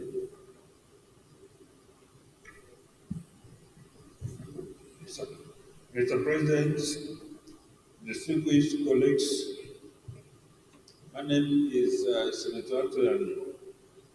I represent the good people of Ebonyi South. I'm from Ebonyi State. I want to lend my voice to support the report of the committee on communications. We know that communication is very important to our very existence. And the committee has done very well. And this is their report. Like somebody already said, that is very straightforward. We recognize the importance of this Investor Service Provision Fund. My guess is that if it is implemented as proposed, it will actually promote widespread availability and usage of network services. In line with the purpose of this proposal, I fully support. My concern is that the proposal should be implemented to the letter. I so submit. Distinguished Senator Abbas. Thank you, Mr. President, distinguished colleagues. Mr. President, I think we need not to waste much time to debate this because if the NCC budget is passed, the 70 billion is implemented as transfer to USPA. So the only aspect we look at is the expenditure of the USPA. So I think we don't need to waste much time, Mr. President. And I urge our colleagues to cease let them pass. Thank you. I think it encompasses even this as a bulk transfer, unless Olamide has information. Thank you, Mr. President. Once again, Adiola Solomon Olamileko, Ogun West. Mr. President, if you look at the introduction of this document, the Universal Basic Service Provision Fund is provided for by Section 112, Subsection 1 of the Nigerian Communication Commission Act to promote widespread availability and usage of network services and application services throughout Nigeria and to all institutions.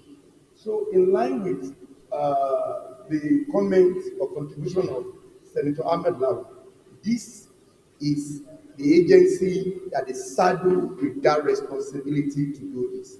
So, in the light of this, I would appeal to the committee chairman and members to please, for future consideration, more money should be voted to these agencies with a clear cut direction that they should provide with emphasis on this widespread coverage of all the length and breadth of the rural areas as proposed by Senator Ahmed Lawan and the Nigerian Senate. That's my contribution, Mr. President.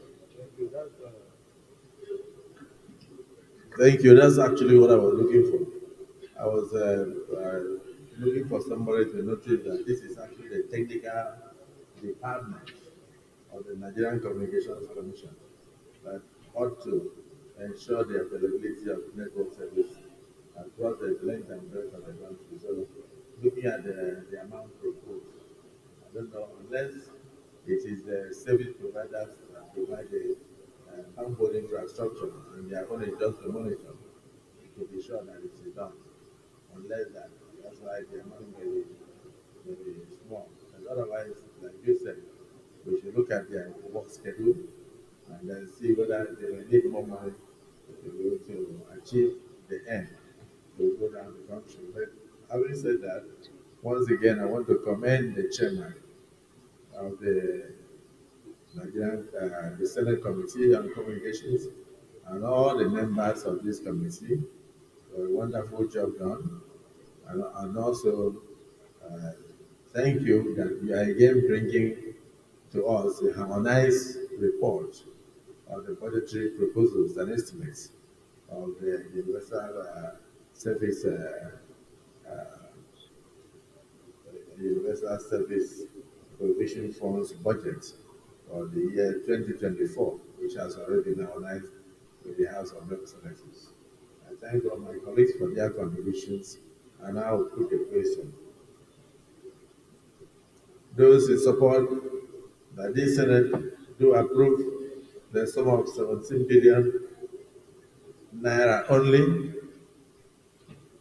as the Universal Service Provision Fund budget for the year 2024 as recommended by the joint committees of the Senate and the House of Representatives. Say aye. Those against say nay. The ayes have it. Therefore, the Senate has approved the sum of 17 billion naira only as the budgetary estimate for 2024 of the Universal Service Provision Fund budget. Leader of the Senate.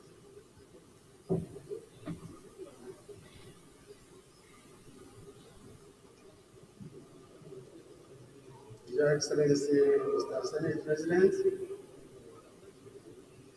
if you further undertake this presentation and consideration of the report of committees on judiciary, human rights, and legal matters, and drugs and narcotics on the National Drug Law Enforcement Agency NDLA Act Amendment Bill 2024, HB 472. Distinguished senators, we recall that this is a House bill for concurrence and was referred to the committee for further legislative on Wednesday, 28 February 2024. Mr. President, you may wish to invite Senator Mandunong Ahmed Tahir, Chairman of the committee, to move the motion of presentation and consideration of the report.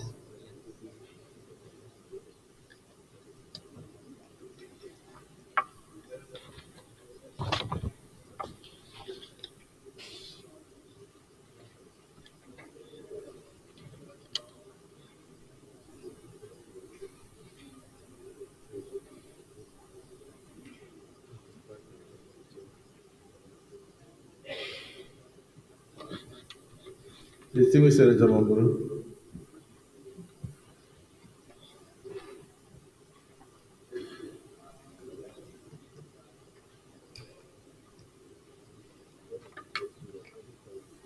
Distinguished Senate President, Senator Godwin Obot Akpabio, my distinguished colleagues, my name is Mohamed Tahir Moduno. I represent Borno North Senatorial District. I hereby move that the Senate do receive and consider the report of the committees on judiciary, human rights, and legal matters, and drugs and narcotics on the National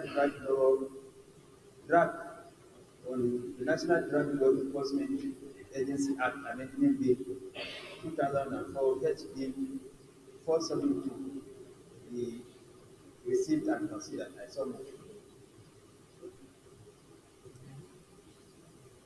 Senator Jaribe.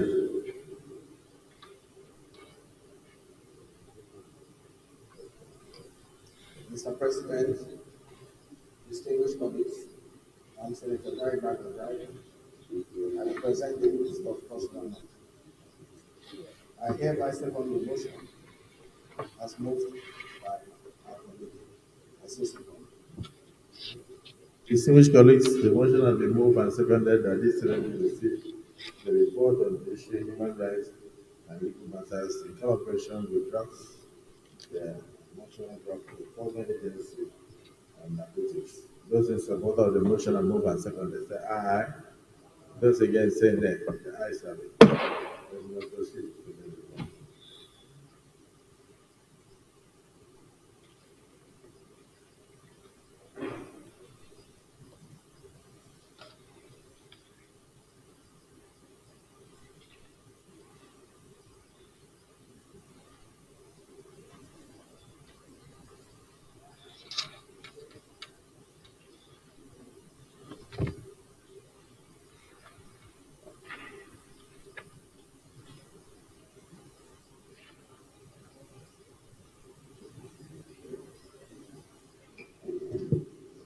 Distinguished Senate President, once again, distinguished senators, I remain Mohamed Tahir. I represent Borno North Senatorial District. And I want to create the indulgence of the distinguished Senate President and the Senate to read the complete report rather than abridging it for the purpose of comprehending what the full purpose of the report. Thank you, sir. Mr. President, distinguished colleagues, you will recall that the Senate at its plenary sitting on Wednesday, 26 February 2024 deliberated on the above mentioned bill which was transmitted from the House of 26 or 28? Huh? Check it again. It's 28. Okay. We are presenting it to the Senate for concurrence. You would also report that in the course of the Senate deliberation of the bill, certain issues were raised. As a result, the Senate, in its wisdom, stood down the consideration of the bill for further legislative action. Accordingly, the bill was declared to the Joint Committee on Judiciary, Human Rights and Legal Matters and Committee on Drugs and Narcotics for further legislative action. Be it the order of reference dated 8 February 2024 and report back their recommendation. Thereafter, the committee held series of meetings to deliberate on the bill and made a wide range of consultation with stakeholders, and as well carried out a comparative analysis of the bill under consideration with other laws operating in other jurisdictions in order to make a comprehensive amendment that will stand the test of time in accordance with global best practices. The objectives of the bill is: one, it seeks to strengthen the operation of the agency, to empower the agency to establish laboratories for forensic review the penalty provision, and to enhance the power of the agency to prosecute drug-related offenses and issue subsidiary legislations. General comment. Mr. President, my distinguished colleagues, it is paramount to make a general comment on the bill, especially on the fact of classification of the offenses and penalty particularization of drug-related offenses, which are peculiar and different from other laws because of the sentences guideline used in the determination of drug-related offenses.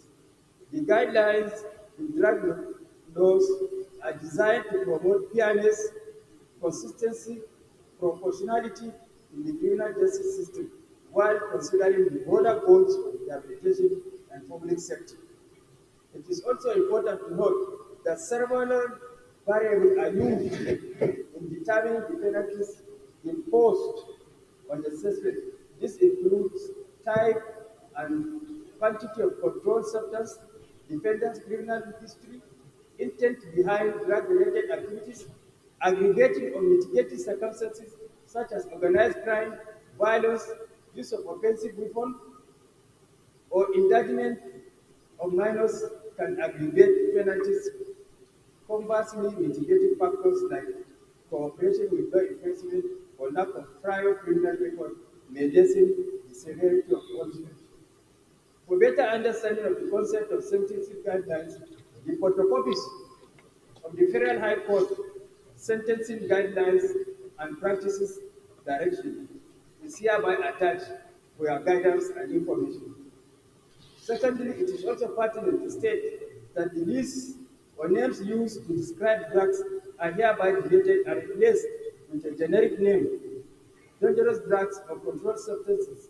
This will equally provide flexibility and adaptability of evolving pharmaceutical advancements and allowing those to encompass new drugs without frequent amendments. Legislative summary.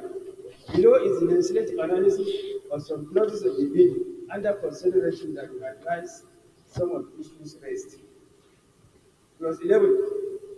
Dealing with storage, custody of dangerous drugs is amended by deleting the ambiguous word concern and replacing it with the word involved.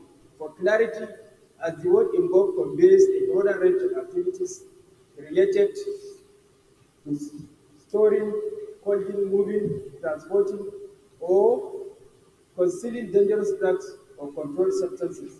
It encompasses various levels of participation in these activities. Clause 17, dealing with exportation of dangerous substances is deleted as the provision of the Municipal Act, Section 22, is contrary to the rule of double jeopardy, which generally prevent a person from being tried or punished twice for the same offense.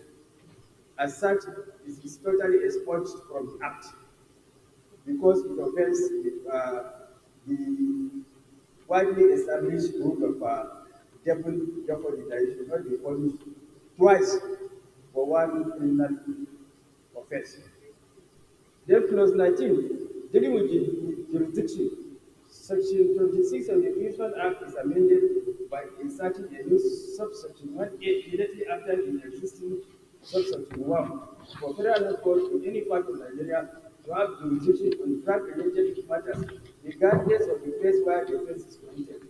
This is to allow the agency to decide on the best place for the prosecution of the suspect, bearing in mind all the facts and circumstances of the case and for any other exigencies to decide on the best location for the trial. This is because in many cases where suspects are arrested in transit, it makes it difficult to prosecute them after they return to their state of residence. Also, where for any reason there is no judge in a particular high court, the prosecutor will be able to file the case in any division of the federal high court. Clause 49, which deal with obstruction of the agency or authorized officer in exercising its power.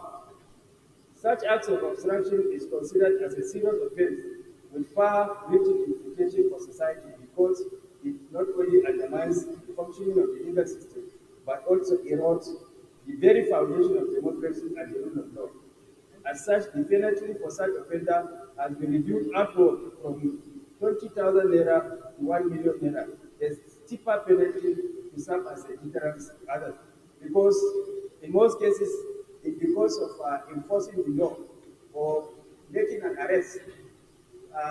Drug-related cases is normally again they organize themselves and obstruct the officers of the NDLA from performing their constitutional mandate, their legal mandate. So therefore, there is need to impose a very steep penalty to deter them from such acts of obstruction of exercising legal powers.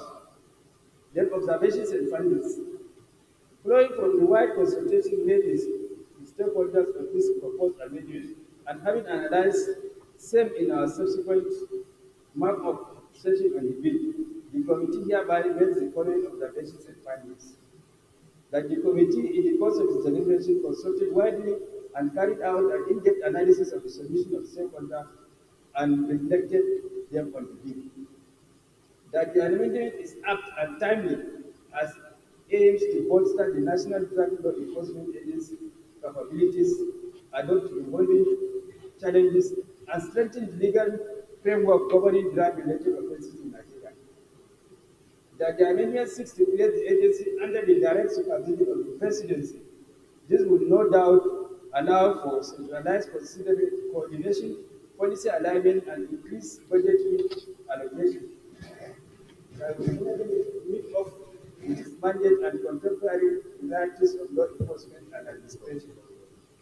That the amendment seeks to establish laboratories to carry out scientific investigation of dangerous drugs in order to strengthen its capacities to combat drug trafficking and abuse effectively, ensuring more accurate analysis, robust evidence, and informed decision-making in drug enforcement operations. That the proposed amendment aims at adopting generic name for use of any prohibited drugs with dangerous drugs or controlled substances in order to provide flexibility and adaptability to evolving pharmaceutical advancement and allowing new laws to encompass new drugs without frequent amendments. That the amendment seeks to eliminate some ambiguous words and replacing it with one that has legal clarity and precision. This ensures that the legal status are clearly defined, leaving little room for interpretation or confusion. That certainly the amendment entrenches the principle of natural justice, equity, and good conscience as it seeks to enforce the provision of Section 22 of the Pension Act as it is contrary to the principle of double jeopardy that no one should be tried twice on the same offense. That the bill provides upward review of penalties for most offenses. This is aimed at creating deterrent effect, discouraging potential offenders from committing offenses due to higher perceived costs or consequences. And then finally, the recommendation. Flowing from the consultation and the foregoing observations, struck findings, the Joint Committee of Judiciary, Human Rights and Legal Matters and Committee on Drugs and Narcotics, to whose case we considered, having favorably considered same documents, that the Senate do consider and pass the National Drug Law Enforcement Agency Act Amendment Bill 2024, House Bill 470. Concluding, finally, we wish to use this opportunity to thank the President of the Senate and the Civil Police for the opportunity to serve in this capacity and to respectfully commend the passage of the bill to the Senate. Thank you. Thank you, Mr. Chairman. In the absence of any, go ahead. Mohammed Ali.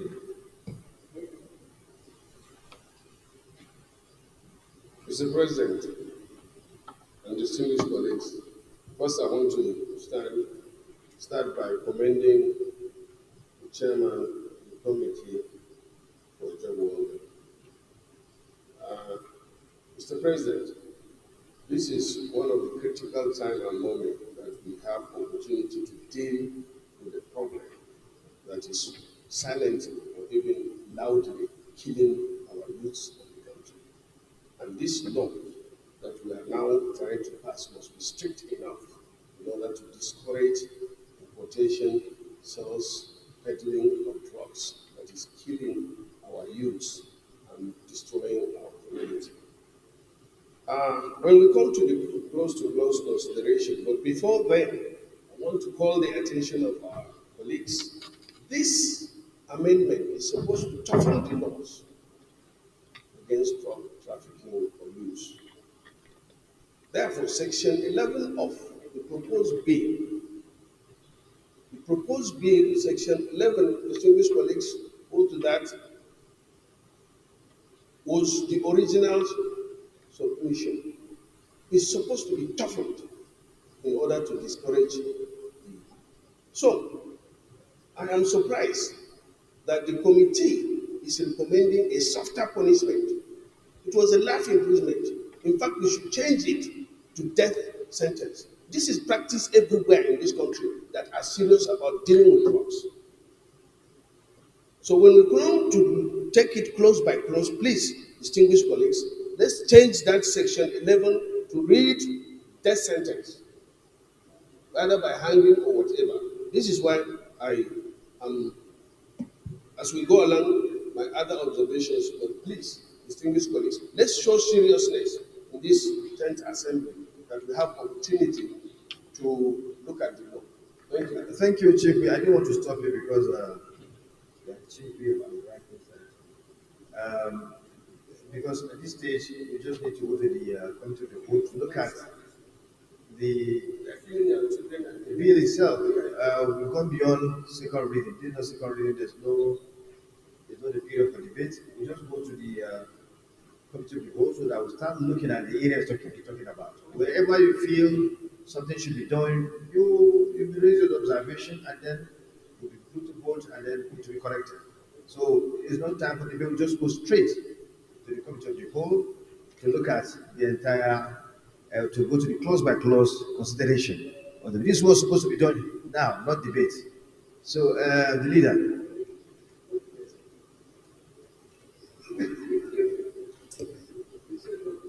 Mr. Senate President,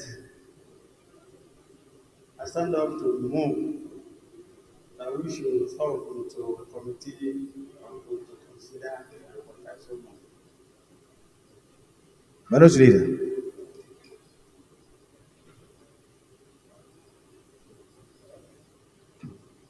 Thank you, the President. I write to second the motion ably moved by the Senate leader. I so second. Those in favor of the motion moved by the leader, seconded by the right leader, please say aye. Those against say nay. The ayes have it.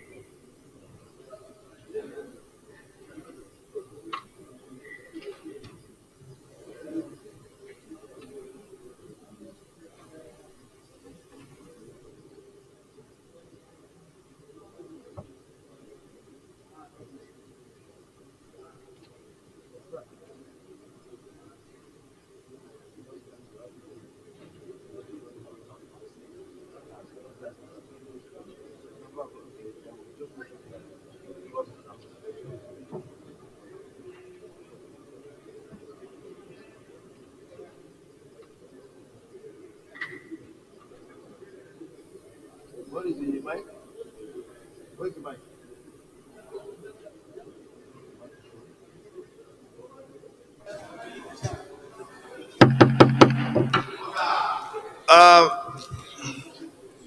My distinguished colleagues, we shall not rush this. We will not rush this process because of the sensitivity of this bill, because of the importance of this bill. We'll go slowly so that we get everything right. I will start with clause 1 and clause 2. Clause 1 and 2. Please look very well and make your observation. In the absence of any objection, we then move forward. Clauses 1 and 2.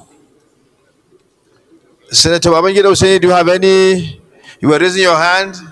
This is the time you need to for the action. If you have anything, clauses 1 and 2. Thank you very much, Mr. President, for the opportunity. I think I would rather wait until we go into close determination of the report.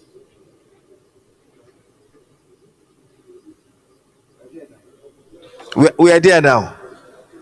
We are there now. But we are on clause 1 and 2.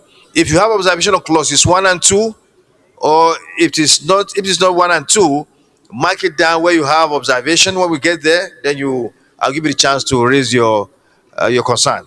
Okay, thank you very much, Mr. President. I don't have comments on clause 1 and 2, but going forward, clause 49, that's where my contributions are. Thank you, sir.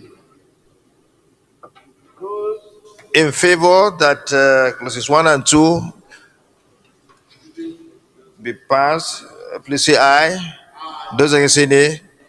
The ayes have it.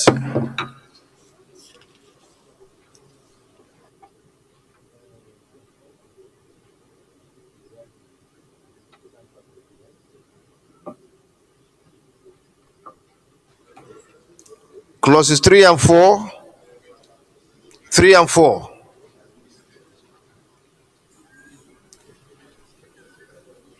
In the absence of any concern or observation, those in favor that clauses 3 and 4 stand parts of the bill, please say aye. Those against say nay. The ayes have it.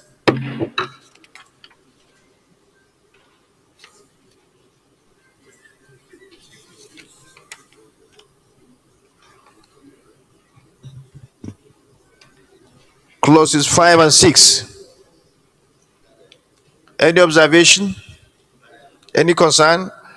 In the absence of okay, no one. Okay, those in favor that clauses 5, 6, 7, and 8 stand as part of the bill, please say aye. Those against say nay. The ayes have it.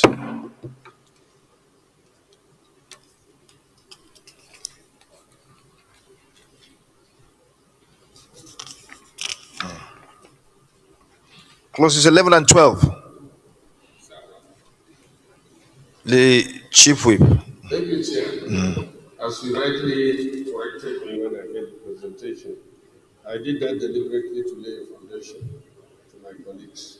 Distinguished colleagues, in the original bill, that is 11, section 11, importation etc. of cocaine, heroin, or similar drugs.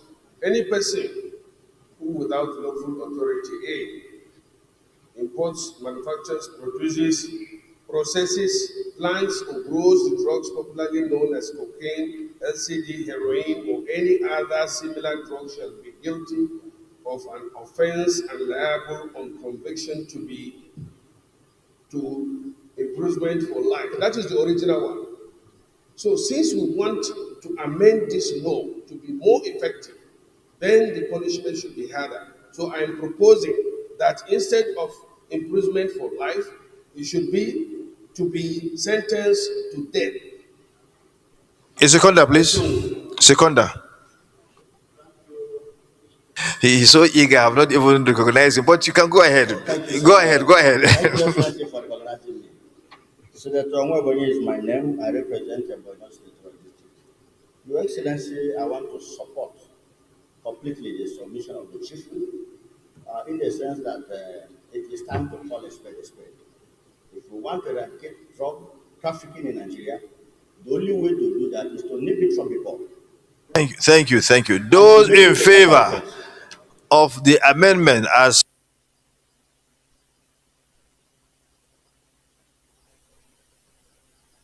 please say aye. Aye. Those against say nay.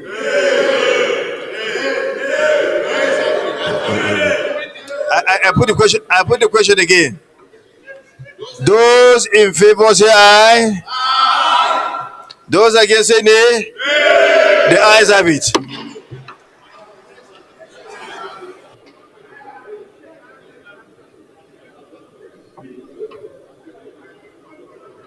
Any other observation?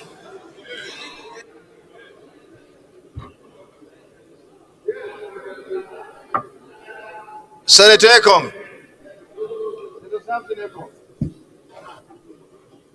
Mr. President, with every sense of responsibility, I want to comment on a reflection of what we did in respect to clause 11.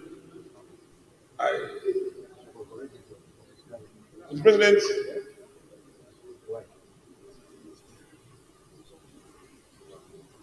Mr. President, as chair,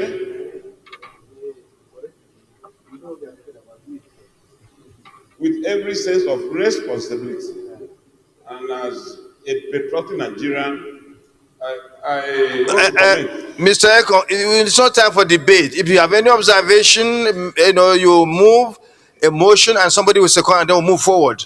Raise your observation through a motion. Respectfully, that we take a look at clause 11 of the bill. No, that is gone. That is done. You had an opportunity to vote and you voted and you were defeated. So let's move on.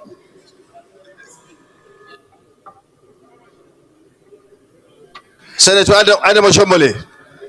Mr. Chairman, sir, when a matter has to do with life and death, we must be honest, transparent in the decision. I am accountable to my conscience and to my community.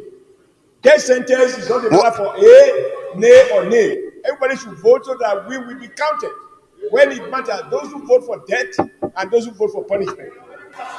No, we cannot. We take a vote. It's a fundamental issue. We are making law here. This is not a motion. I have responsibility for any law that I've made while I'm in this parliament. No, we can't pass it because I don't believe that the highs have it. It's about life and death. Right, Robert Omoshomole, I think you got it wrong. If there's a voice vote and you think you didn't get the best, deal, you call for a division.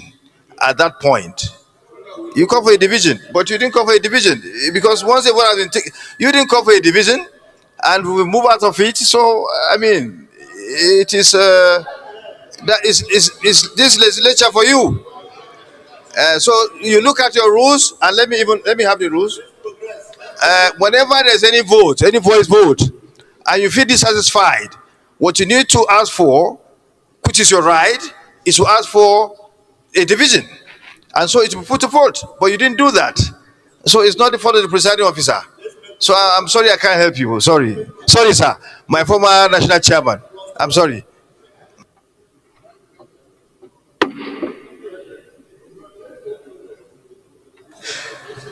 Well, for the sake of orderliness, I think we should take it this way. We should look at the other aspect side of the bill. The 11 goes like this, 9. So we now move forward. Okay, clauses 12 and 13. Any concern? Those in favor that these two, the section 12 and 13 stand part of the, please say aye. Those against say nay. The ayes have it.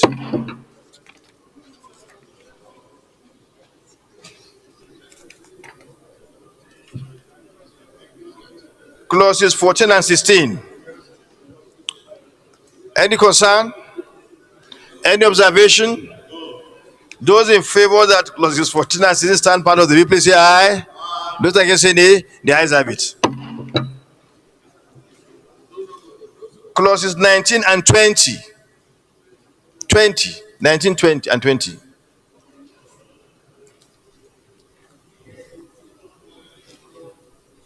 Any concern, please?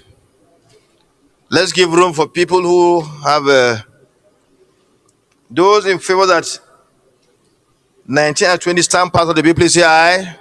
Those against say nay. The ayes have it.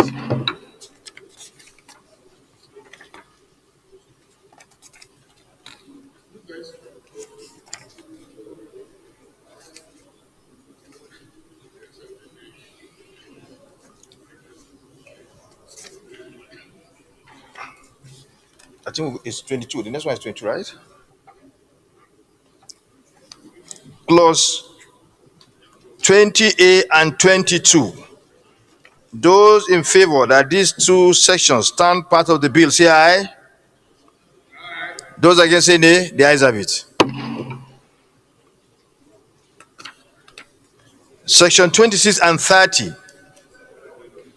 Those in favor that these two sections stand part of the bill, say aye. Those against say nay. The ayes have it. Section 31 and 41. Those in favor that these two sections stand part of the bill, say aye. Those against say nay. The ayes have it. Section 45 and 46. 45 and 46.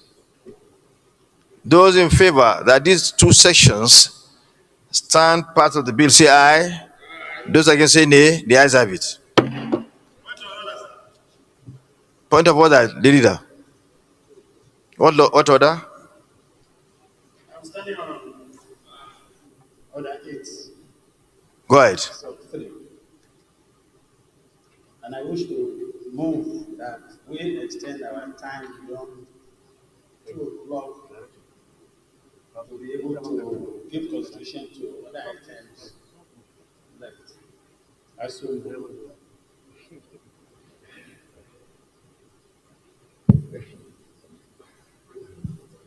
Mr. President, distinguished colleagues, I'd like to second the motion that we extend our time beyond 2 p.m. to enable us to exhaust other attempts to employment.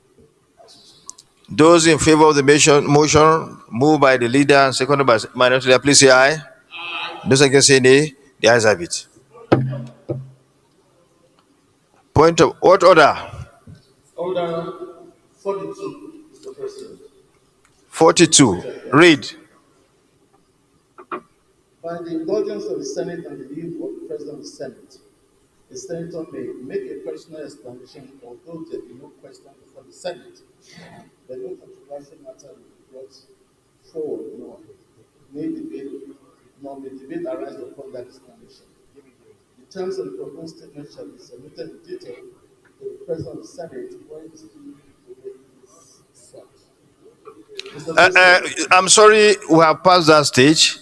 Order 38 has barred this Senate to take on your request to come under order 42. And besides that, when you go to the end of that order, it is clearly stated that you need to consult the presiding officer, and you have not done so. So I'm sorry, you are my friend, but I'm constrained to rule you. I have to rule you out of that. Thank you. You want to? Order. So section 46 and 49. 46, Senator Babangida Aliu. Thank you very much, Mr. President, sitting as chair. I think section 46 is a little bit, especially the subsection 4, is a little bit ambiguous. The agency shall retain a portion. I think it is better to put a certain percentage. A portion can be any amount. It can be any figure. Normally, the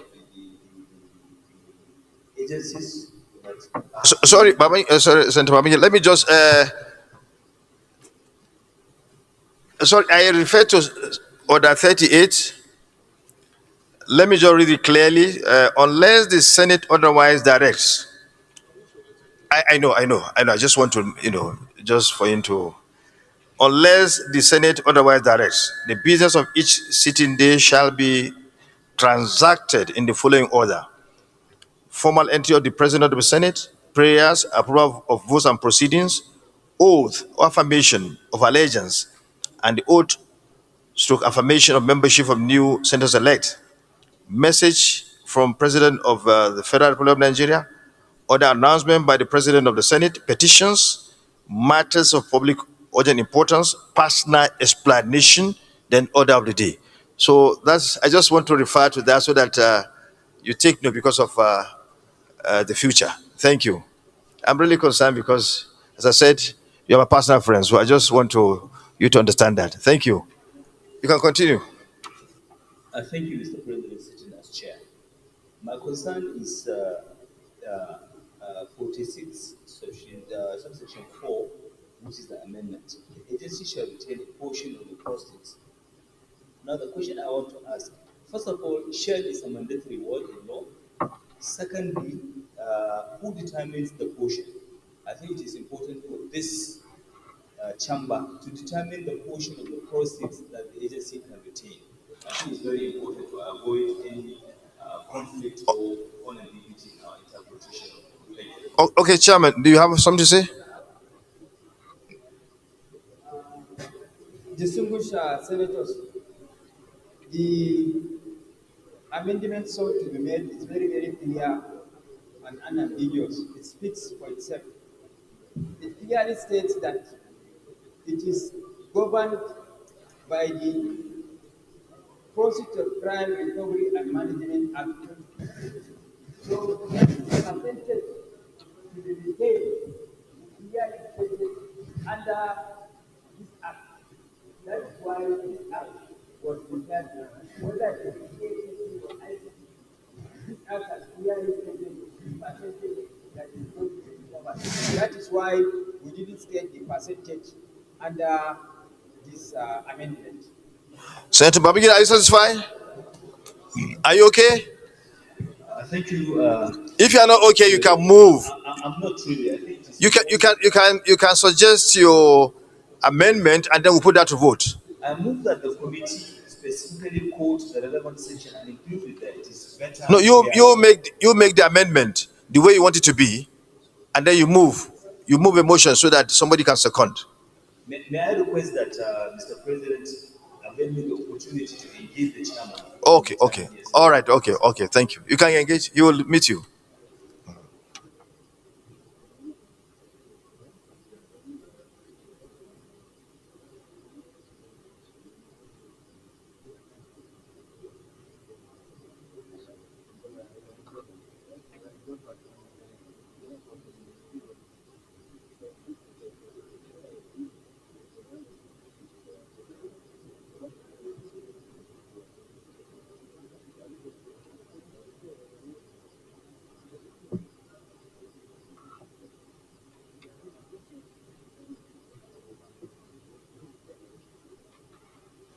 Those in favor that section 46 and 49 stand part of the bill, please say aye.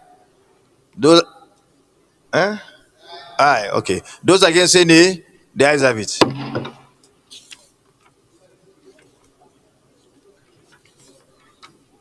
Clauses 50 and 51. We are being very careful so that anyone is a very sensitive bill, so that if you have any observation or any amendment to make, you make. Any amendment? No. Those in favor that section 51 and 52 stand part of the bill, say aye. Those against say nay. The ayes have it.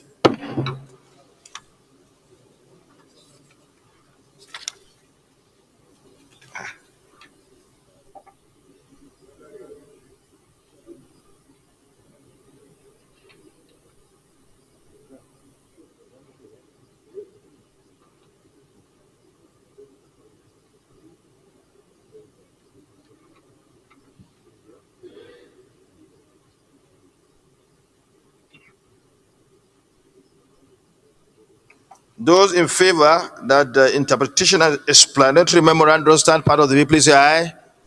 Those against say nay. The ayes have it. The leader of Senate.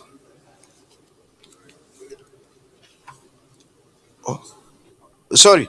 Those in favor that loans title stand part of the bill, please say aye. Those against say nay. The ayes have it. The leader of Senate. Distinguished Mr. President, distinguished Senator, I stand to move a motion that we resolve back to session for Mr. President to report progress. The minority leader.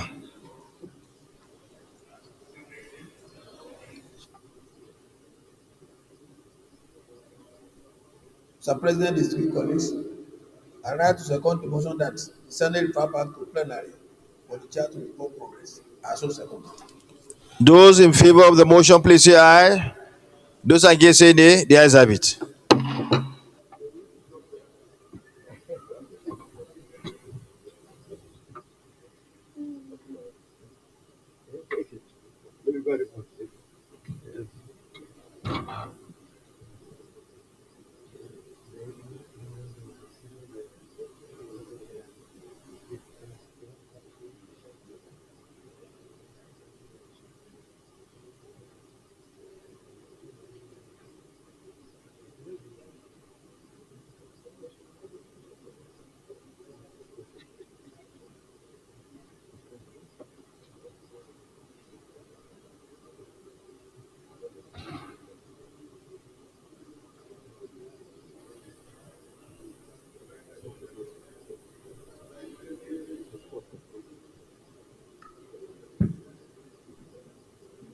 Distinguished colleagues,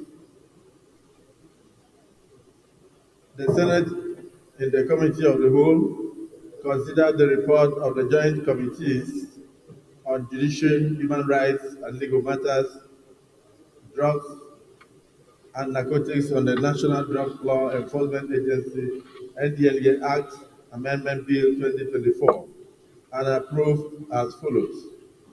Long title as recommended. Number of clauses 1 to 10 as recommended. Clauses 11, provisions of clause 11 as recommended, or as amended rather. Clauses 12 to 30 as recommended. Short title clause 31 as recommended. Explanatory memorandum as recommended. Is this a true reflection of what transpired in the Committee of the Whole?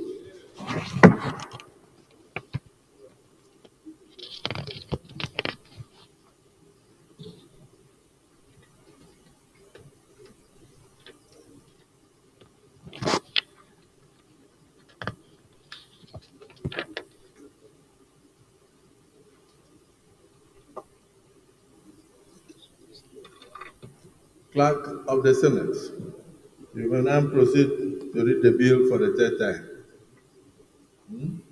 Now, the leader of the Senate should rather move a motion for the bill to be read the third time. Your Excellency, the Senate President, I stand up to move a motion that the National Drug Law Enforcement Agency NDLEA Act Amendment Bill 2024 is now read a third time. Minority leader. Mr. President, distinguished colleagues, I write to second the motion moved by the Senate leader. I so second. Motion has been moved and seconded that the bill is now read a third time. Those in support say aye. Those against say nay. The ayes have it. Clerk of the Senate.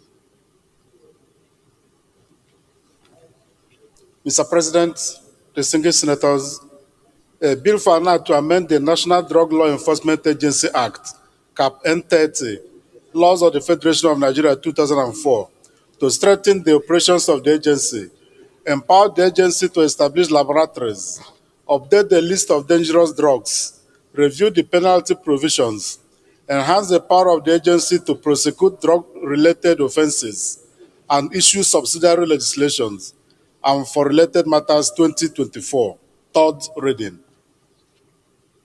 Distinguished colleagues, a bill for an act to amend the National Drug Law Enforcement Agency Act, Cap N330 or 30, Laws of the Federation of Nigeria 2004, to strengthen the operations of the agency, empower the agency to establish laboratories, update the list of dangerous drugs, review the penalty provisions, enhance the power of the agency to prosecute drug-related offenses, and issue subsidiary legislations, and for related matters 2024. Third reading taken and passed.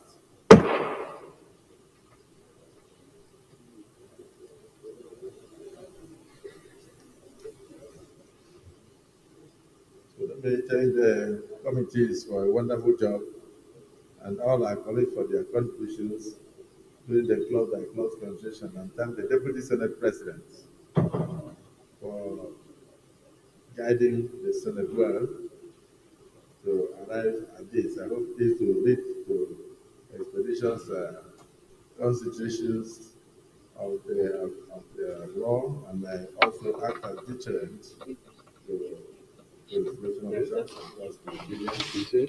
And deter people who have intention to go into this kind of criminal activity. Killing people should be killed first. It will lead to a better society. And thank you.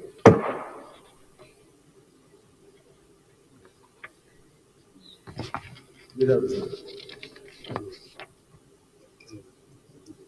Your Excellency, Mr. Senate President, the sixth order of the day is the motion standing my name on the demise of Senator Rafiu Adebayo Ibrahim, 12 December 1966 to 17th April 2024. Mr. President, you will recall that on Tuesday, 7th May 2024, the Senate, by Order 41-2 of our standing order, approved that the motion be moved on the next legislative day, which is today. Accordingly, sir, you may wish to invite me to move the motion. Please proceed.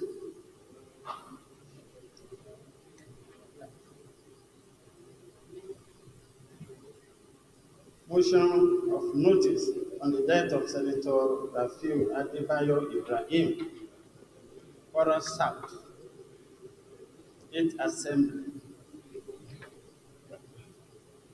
The Senate knows the sudden demise of Senator Rafiu Adebayo Ibrahim on Wednesday, April 17, 2024. Also notes that the late Senator Rafiu Ibrahim represented the good and bad people of Kwara South Senatorial District during the 8th Assembly.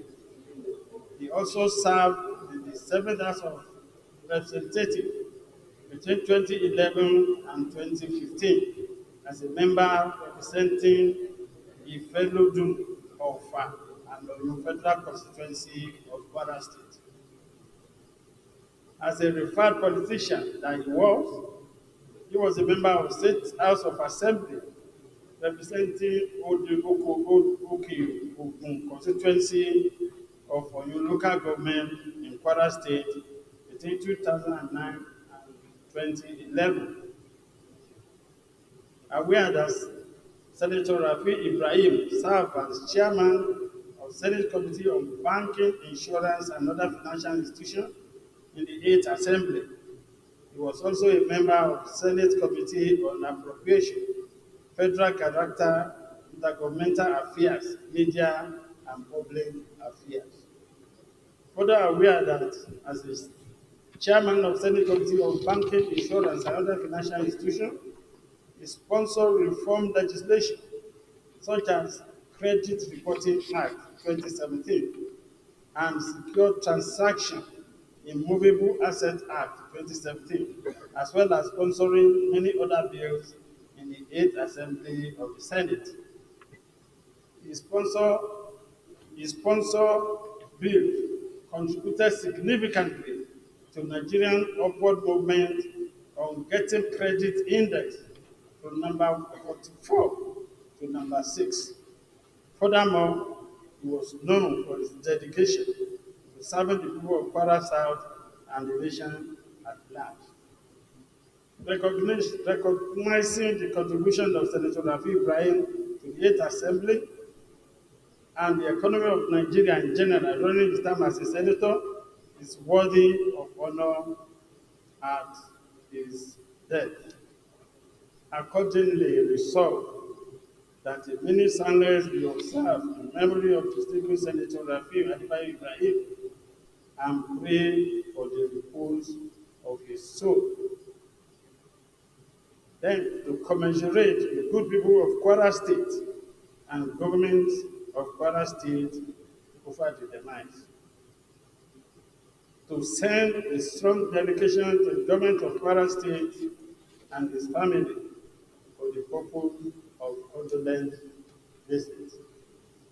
I so move, Your Excellency. Distinguished Senator Goje. Thank you, Mr. President. Distinguished colleagues. Mr. President, I stand to pay tribute to a friend, a brother, and a very good legislator who served at all levels of legislative houses in the State Assembly, in the House of Reps, and in the Senate. In the 8th Assembly, we worked together very closely. He was a very active member of our committee, a appropriation committee. I was also an active member of the committee, banking, insurance, and other financial institutions. He was not only a good legislator, but also a very good politician. I remember when we were trying to, two of us, senators from PDP, who pulled out to march with the others to form APC. He was very active in coordinating that meetings. All the meetings that we used to form were coordinated by him, in addition to whatever he was doing. He was a gentleman, he was young, very active, he had a bright future for himself, but God knows better. God brought him to his work, and God, in his infinite mercy, decided to take him back. So all we can do is to pray for his soul, for Allah subhanahu wa ta'ala, to grant him a Jannah Firdaus, and also give his family the solitude to bear this very, very big loss. I also want to extend my condolences to his elder brother, to his mentor, the former Senate President of the Senate, Senator Abubakar Saraki, as well as the people and government of Kwara State for the demise. May the soul rest in peace. Thank you. Thank you. Thank you, Mr. President. Solomon Olamilekan, representing Ogun West Senatorial District. Mr. President, distinguished colleague, I want to start by saying we have lost a rare gem. Mr. President, I came across Senator Rafi Ibrahim in the 7th National Assembly, where we would serve as member of the Federal House of Reps. And for the first time, I met a complete gentleman to the core. We both served as members of about 3 different committees. And his activities and his work ethics at the committee level, you will be marveled. Very committed, very dedicated to duty, give its all in the legislative duty. And in the 8th National Assembly, we are just 2 or 3 of us who are very lucky to cross over from the House of Reps to the Senate. And while in the Senate, he chaired the Senate Committee on Banking and Other Financial Institutions. He served as the chairman. And it was during his tenure that a lot of reforms in the banking sector was done while serving as the chairman. While serving in the Senate, in the 8th Senate, he contributed his own quota towards the nation's development. He did his best. He did his best.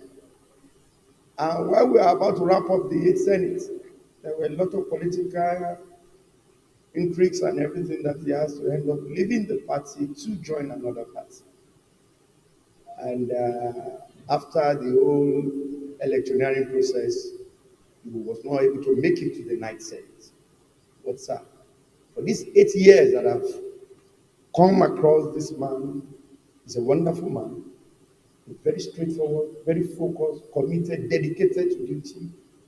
And I can say vividly that it's going to be a great loss to his constituent who he has had the opportunity to serve as a member of House of Reps and Senate representing the good people of Kwara South. I also want to join my colleague in praying that God will grant his family, his constituent, and Nigerians the fortitude to bear this great loss. I so summon Mr. President. Deputy Senate President. Mr. President, I am Baron Jibrin Canada.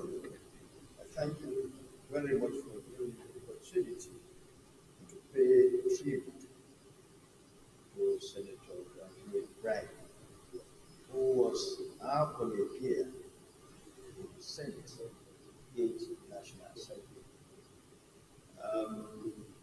Before I move forward, let me extend my condolences to his immediate family, to the people of the senatorial zone he represented, the people of Kwara State and MPs, the entire country, for the loss of the former Senator who served his country diligently.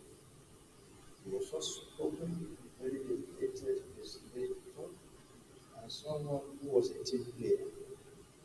We served together with you. You were also in the S Senate. And a very young man, I would have thought that he would depart. It was supposed as the will of Allah, because there's a phrase in the Quran that says, to Allah will not be known, and to him we shall return. I take solace in that. And therefore, I want to pray that may Allah grant him Jannah Firdaus, and may Allah gives his family and all of us, his friends and associates, fortitude to bear his cause. Thank you, Mr. President.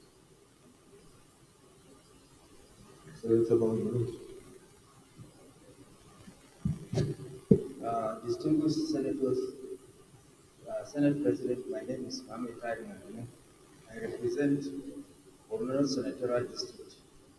Distinguished senators, my path crossed with late Senator Rafiu when we served together in the House of Representatives. And I was able to have the privilege of closely working with him because we shared membership of different committees. Having interacted closely with him, I've seen his humility, his compassion, and his sense of camaraderie in whatever he's doing. كل نفس ذلك الموت. Every living soul must taste it. There is time to be born and time to die, which is obligatory, not only on human beings, but every created living being. And in between, it is time to serve. Senator Rafiu has come, and in between the time he was born and his death, he has served humanity to the best of his ability, to the glory of God. And I want to wish and pray that Allah grant him Al-Jannatul Firdaus and his family to have the fortitude to bear this irreparable loss. Thank you. Distinguished colleagues, I join all the speakers, the Senate President, as well as the Computer, and all of you to confirm that yes, indeed, I had personal knowledge and interaction with Mr. Rafiu Ibrahim and in the 8th Senate. He was a very loyal person. I recall he was loyal to his leader that he came with from Kwara State, who later became the Senate President, Mr. Saraki. He showed absolute loyalty, unwavering loyalty. The Senate was totally committed to his work. He was very reliable, a team player. He wasn't a noise maker. He was somebody, he wasn't even a troublesome person. He was somebody that you find very easy to relate with. A problem solver. At any point in time you have anything to discuss with him, you always try to find a solution. At first he will tell you, give me till tomorrow. I'll see what I can do. So, and he was quite young. So I believe that for him to have died at this stage now, you can't question God, but it's unfortunate that he left us at the time he still has a lot to contribute. We expected him back in the Senate, but he did not make it due to the political situation of the world in France at the time. So, but then, we can only thank God for that. I join you to console the members of his immediate family and also condole with the former Senate President, Mr. Bukola Saraki, because I know what a great loss this was named to him personally. Before we even talk about the entire family. So, for his own political groupings, the death of my field was very devastating. So, the rest of us is collegial living. We are very silent, and we wish God Almighty to grant support for the family and the replacement for the good things we are doing to our dear country. So I thank all of us for our contributions, and we can go straight into the prayers. So the deputy leader of the Senate will also go with you and can share with you those deadlines. And thank you for making this to the floor. Observe a minute silence in memory of distinguished Senator Rafiu Adebayo Ibrahim, and therefore pray for the repose of the soul. Those who are in support of prayer, I want to say aye. Those against say nay. The ayes have it. Prayer 2 and 3 will be taken together.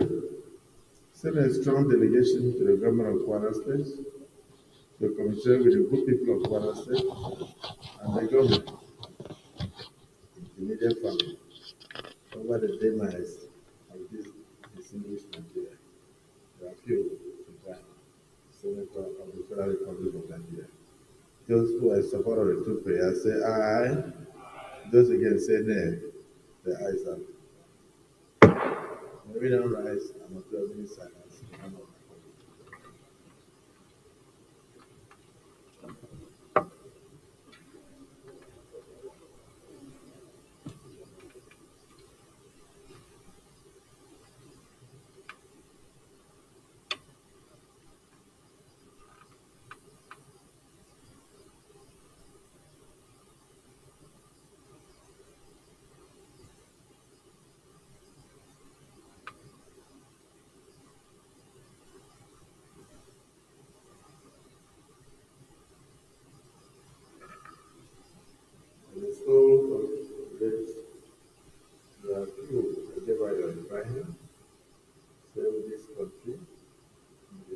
representatives in the Senate and other capacities, best effective.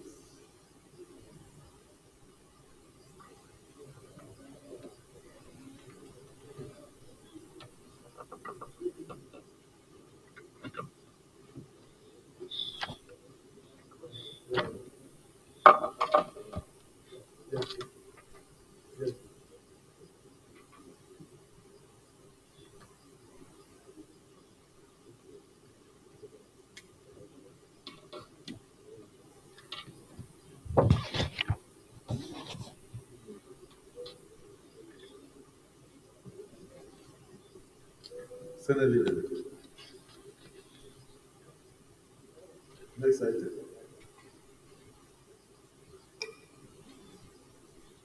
Your Excellency, the Senate President, the seventh order of the day and the last order is a motion standing in the name of Senator Izunaso Osita on the persons with disability in Nigeria and the call for full implementation of Disabilities Act. Mr. President, you may wish to invite Senator Osita to move the motion. Dismissed Senator Osita is also.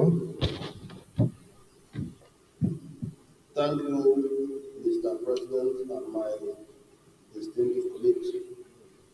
My name is Osita Izunaso. I represent the people of Imo West. Mr. President, I'm standing this afternoon to move a motion on persons with disabilities in Nigeria and call for full implementation of the Disability Act. Mr. President, with your kind permission, may I move?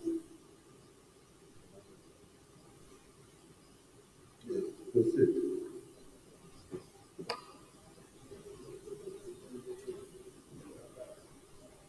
The Senate notes that persons with disabilities constitute a significant segment of Nigerian population, numbering about 35 million, and facing various challenges and barriers to full inclusion and participation in the society. Note also that many buildings, public spaces, and transportation systems in Nigeria are not designed to accommodate individuals with disability, making it difficult for them to move around independently and access essential services. And this lack of accessibility not only limits their mobility, but also restricts their participation in various aspects of society, including education, employment, and social activities. Aware that the Discrimination Against Persons with Disability Act, as was passed into law in 2018, provides comprehensive protection of the right of persons with disability, as well as prohibiting discrimination against them in all spheres of life.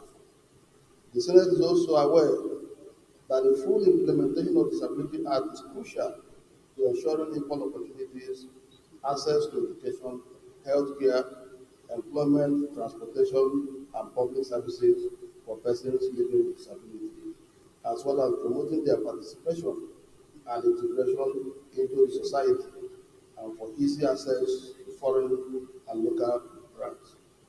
Worrying that despite the enactment of the Act in 2018, there remains a gap in the implementation and enforcement of these provisions, leading to continuous marginalization, exclusion, and violations of the rights of persons with disability across Nigeria.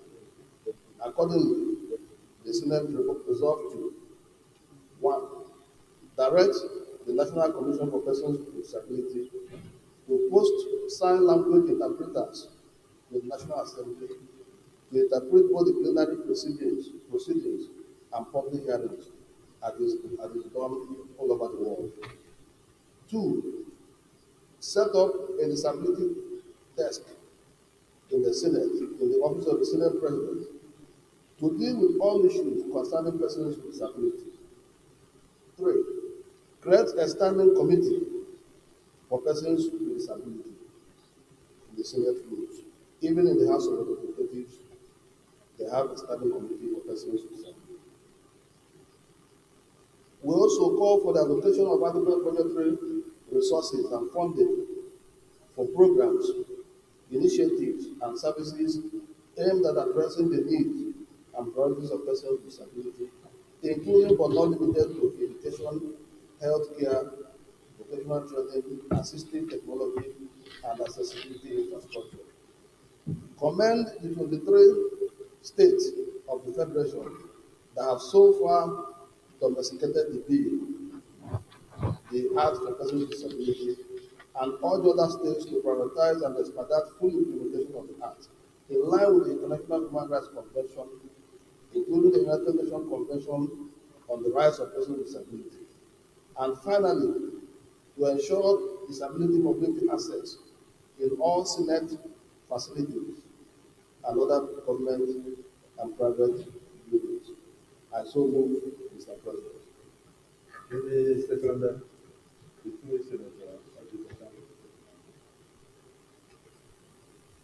Thank you, Mr. President. And seconding this motion, I would like Mr. President to give a few minutes to just mention that most of the private and public buildings in Nigeria have no disability access. Even in these chambers, there is no access to anybody with disability in terms of wheelchairs and all the rest of them. Supposed to have that even in the nice Senate mentioned it, that our building here to have access to use a wheelchair to come into the seats. I want to thank Senator Inaso for bringing this for the less privileged people in our society, bringing the motion for the less privileged people in our society, and for us to start taking anything about them very serious. In every part of the world, this kind of people are taken very serious. The budgetary allocation that we uh, public, like in our trains, there should be access for people with disability to enter the train, to enter the buses, to enter any public and private hotels like Hilton, like Fraser Suite. So we're supposed to have all those things. Important hotels and important public places need to protect the rights of disability people. Mr. President, I stand to support this motion and ask other of our colleagues to lay their voice into this motion to make life better for our brothers who have found themselves in a very difficult position. Thank you, Mr. President.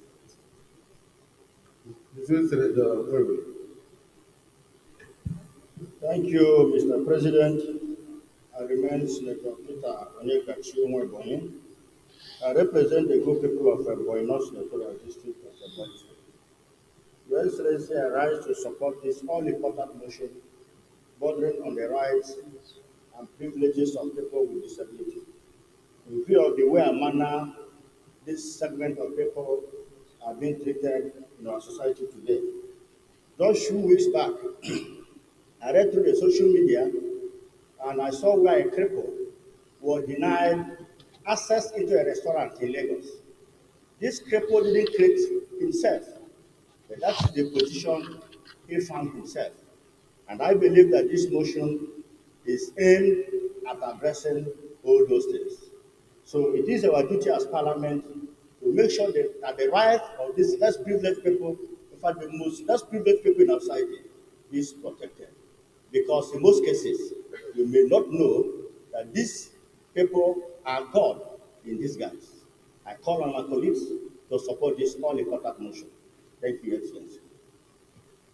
Distinguished Senator Consider.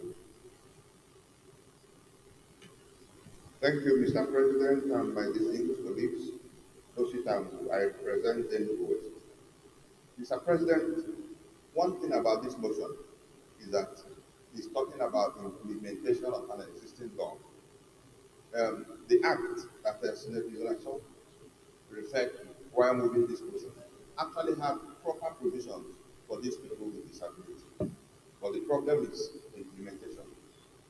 In the act, it is clear that even an officer who approves a building plan, like Senator Odubakalo mentioned, that this chamber does not have access to people with disability, is liable to 1 million naira fine or 2 years imprisonment if you do so. And several government buildings does not have this access. So I am going to lend my voice more on what this Senate can do in making sure that the provisions of this People with Disability Act is implemented to the full. And another thing I want to point out is that it's not about people taking positions in government. It's about doing the work you are appointed to do. There is a National Council for People with Disability, as provided by the Act. There's a National Commission for People with Disability, as provided by the Act. They have failed people with disability in implementing what is already in the Act. If we fully implement what is in that Act, we are going to solve the majority of the problems that we are discussing here. It's not about the people's attitude. If a law is implemented, it is going to go a long way. I will close my submission by supporting that even the Senate, I think it's in the prayers that we have more of the need. Because even when we do our live sessions, we don't have interpreters who use sign languages. And in the same way, you see the president making speeches, New Year's speech, May Day speech, and there are no sign languages. This is not acceptable. I submit that we have to look into this act, even create a commission or a standing committee that is going to make sure that the law that we have already passed here and signed by President Buhari in 2019 is implemented. Thank you, Mr. President. Dismiss Senator Williams. Excellency, the Senate President, distinguished colleagues, and Dr. Idia Tudor Adebile, I represent the group from Lagos West. I want to thank Senator Oscar for bringing this matter to fore, particularly with all the people with disability. According to the World Health Organization, about 35 million people in Nigeria are living with disability, and as such, paying particular attention to them on this occasion is something commendable. And I want to also say that apart from them having the disabilities, they also have the issue of health inequalities. And as such, making provision for them at every opportunity that we have is a must for us because we do not have the opportunity to move around like we do. They do not have the opportunity to comprehend like we do. They did not also have the opportunity to move around and contribute, be part of what we are doing. So making provision for them, making provision for them is a must for us. And as such, I also believe that we should have a time limit. Yes, in the Act, provisions were made for people to make opportunities for them to be able to move, but do not have a timeline. If you look at the Act very well, so here I believe we must have a timeline for the proper implementation. It's going to be now solely in by the Senate. But if not, there should be a timeline to when all of the buildings must be made must be made compatible for them to be able to use and catering for them, providing for them, giving them opportunity to live very well is a must that this Senate, by the grace of God, must do for this set of people in our society. I so submit. Distinguished Senator Siako of Gombe State.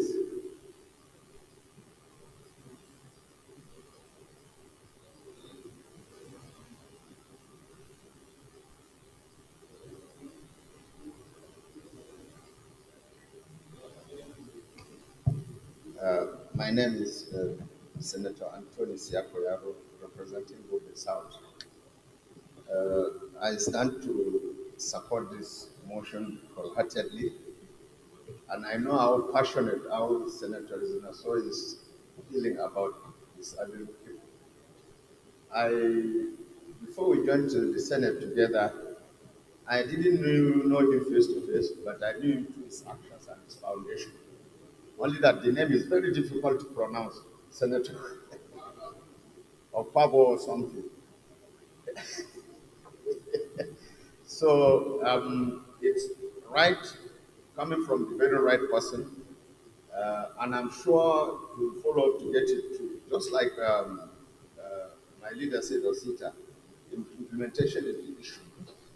I will urge Senator Medoki, the chairman of compliance committee, to follow through, and I pledge that I will personally be pricking him to see that all these prayers are made true. Supporting people with disability is not only legally right, it's morally right. There's blessings in it when you do that personally to each and every person that does that.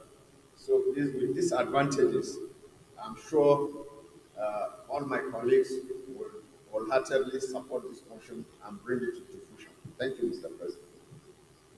Thank you, Distinguished Senator Sister for bringing this motion. Like the Deputy Senate President pointed out, the act is already in existence. It's just the function of ensuring that it is well implemented. And also, what concerns you from the motion also is that it should be domesticated in all the states of the Federation. And so far, and we also suggested we should commend the 23 states that are so far been able to do this. Let me say,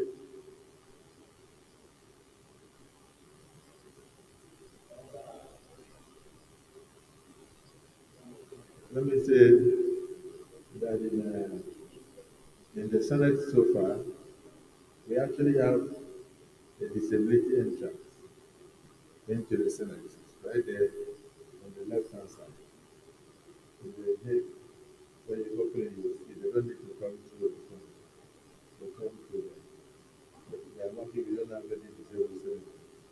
That's why we have place to go. And then for the sign interpreters, we have two of them who have been assigned to the Senate, and they will start their work from next week. So that they can interpret everything we are doing here.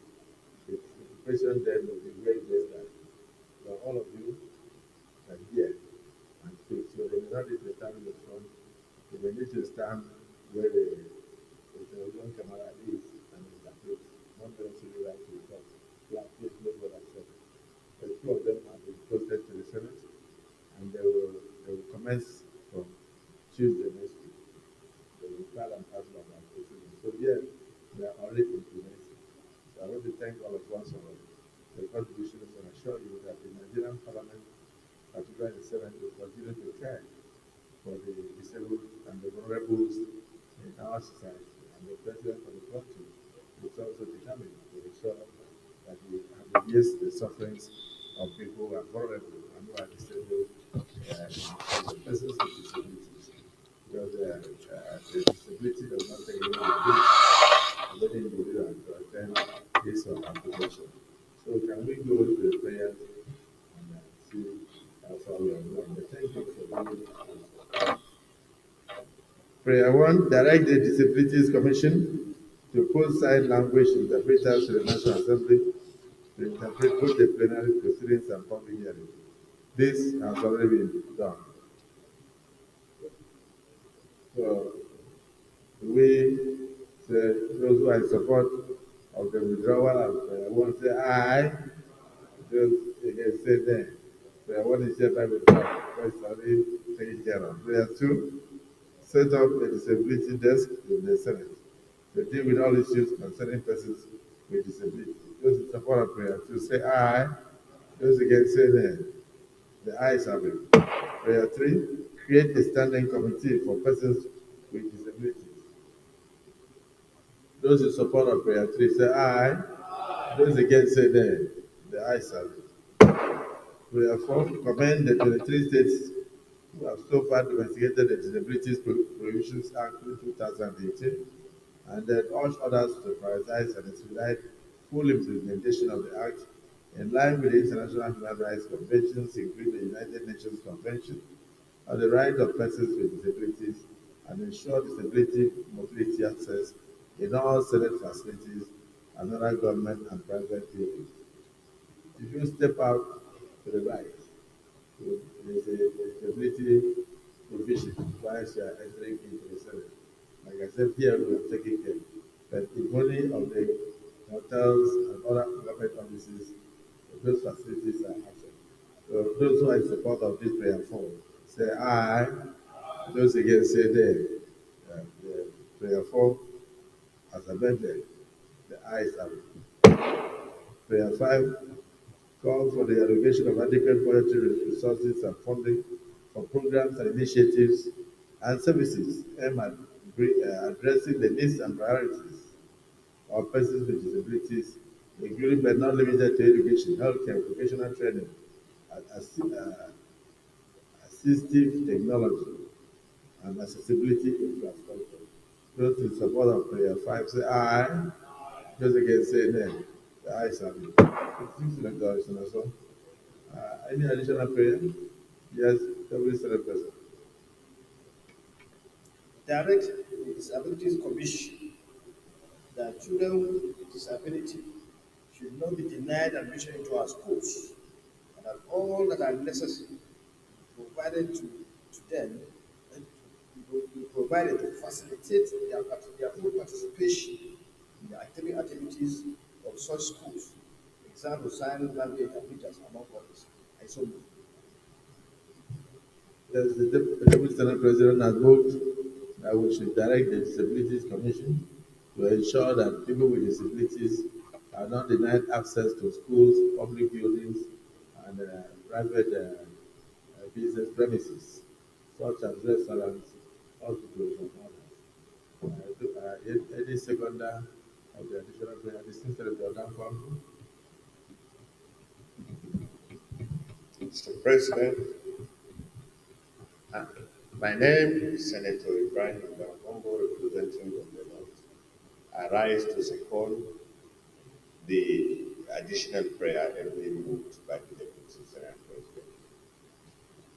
Distinguished colleagues, the additional prayer is to the effect that we should direct the Disabilities Commission to ensure that people with disabilities are not denied access to education, admissions in schools, are not denied access to facilities such as restaurants, hospitals, and other premises of government and private enterprises.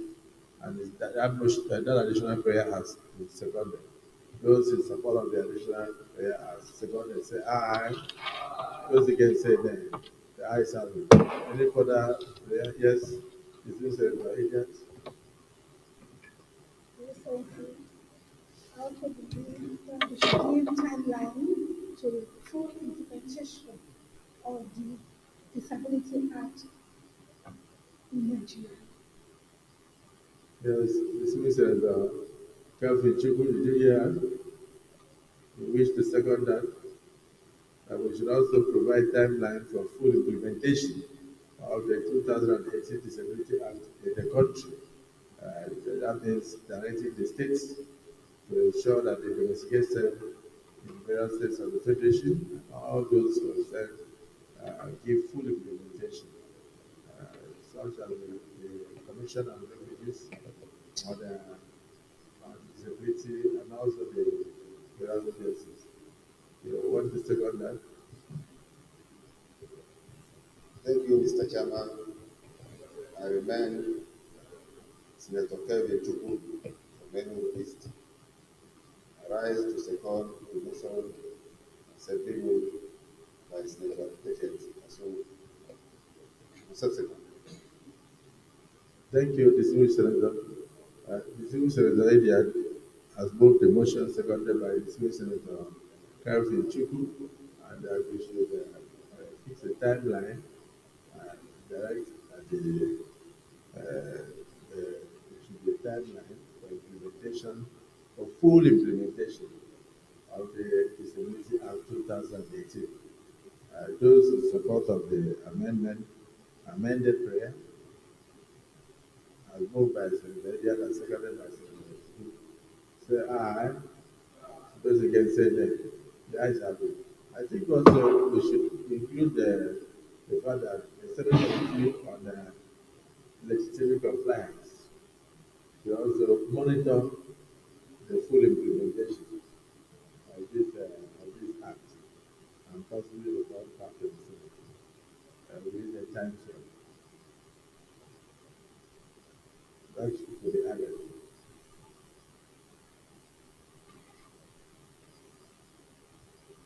Senate Committee on legislative compliance to monitor the full implementation of this act.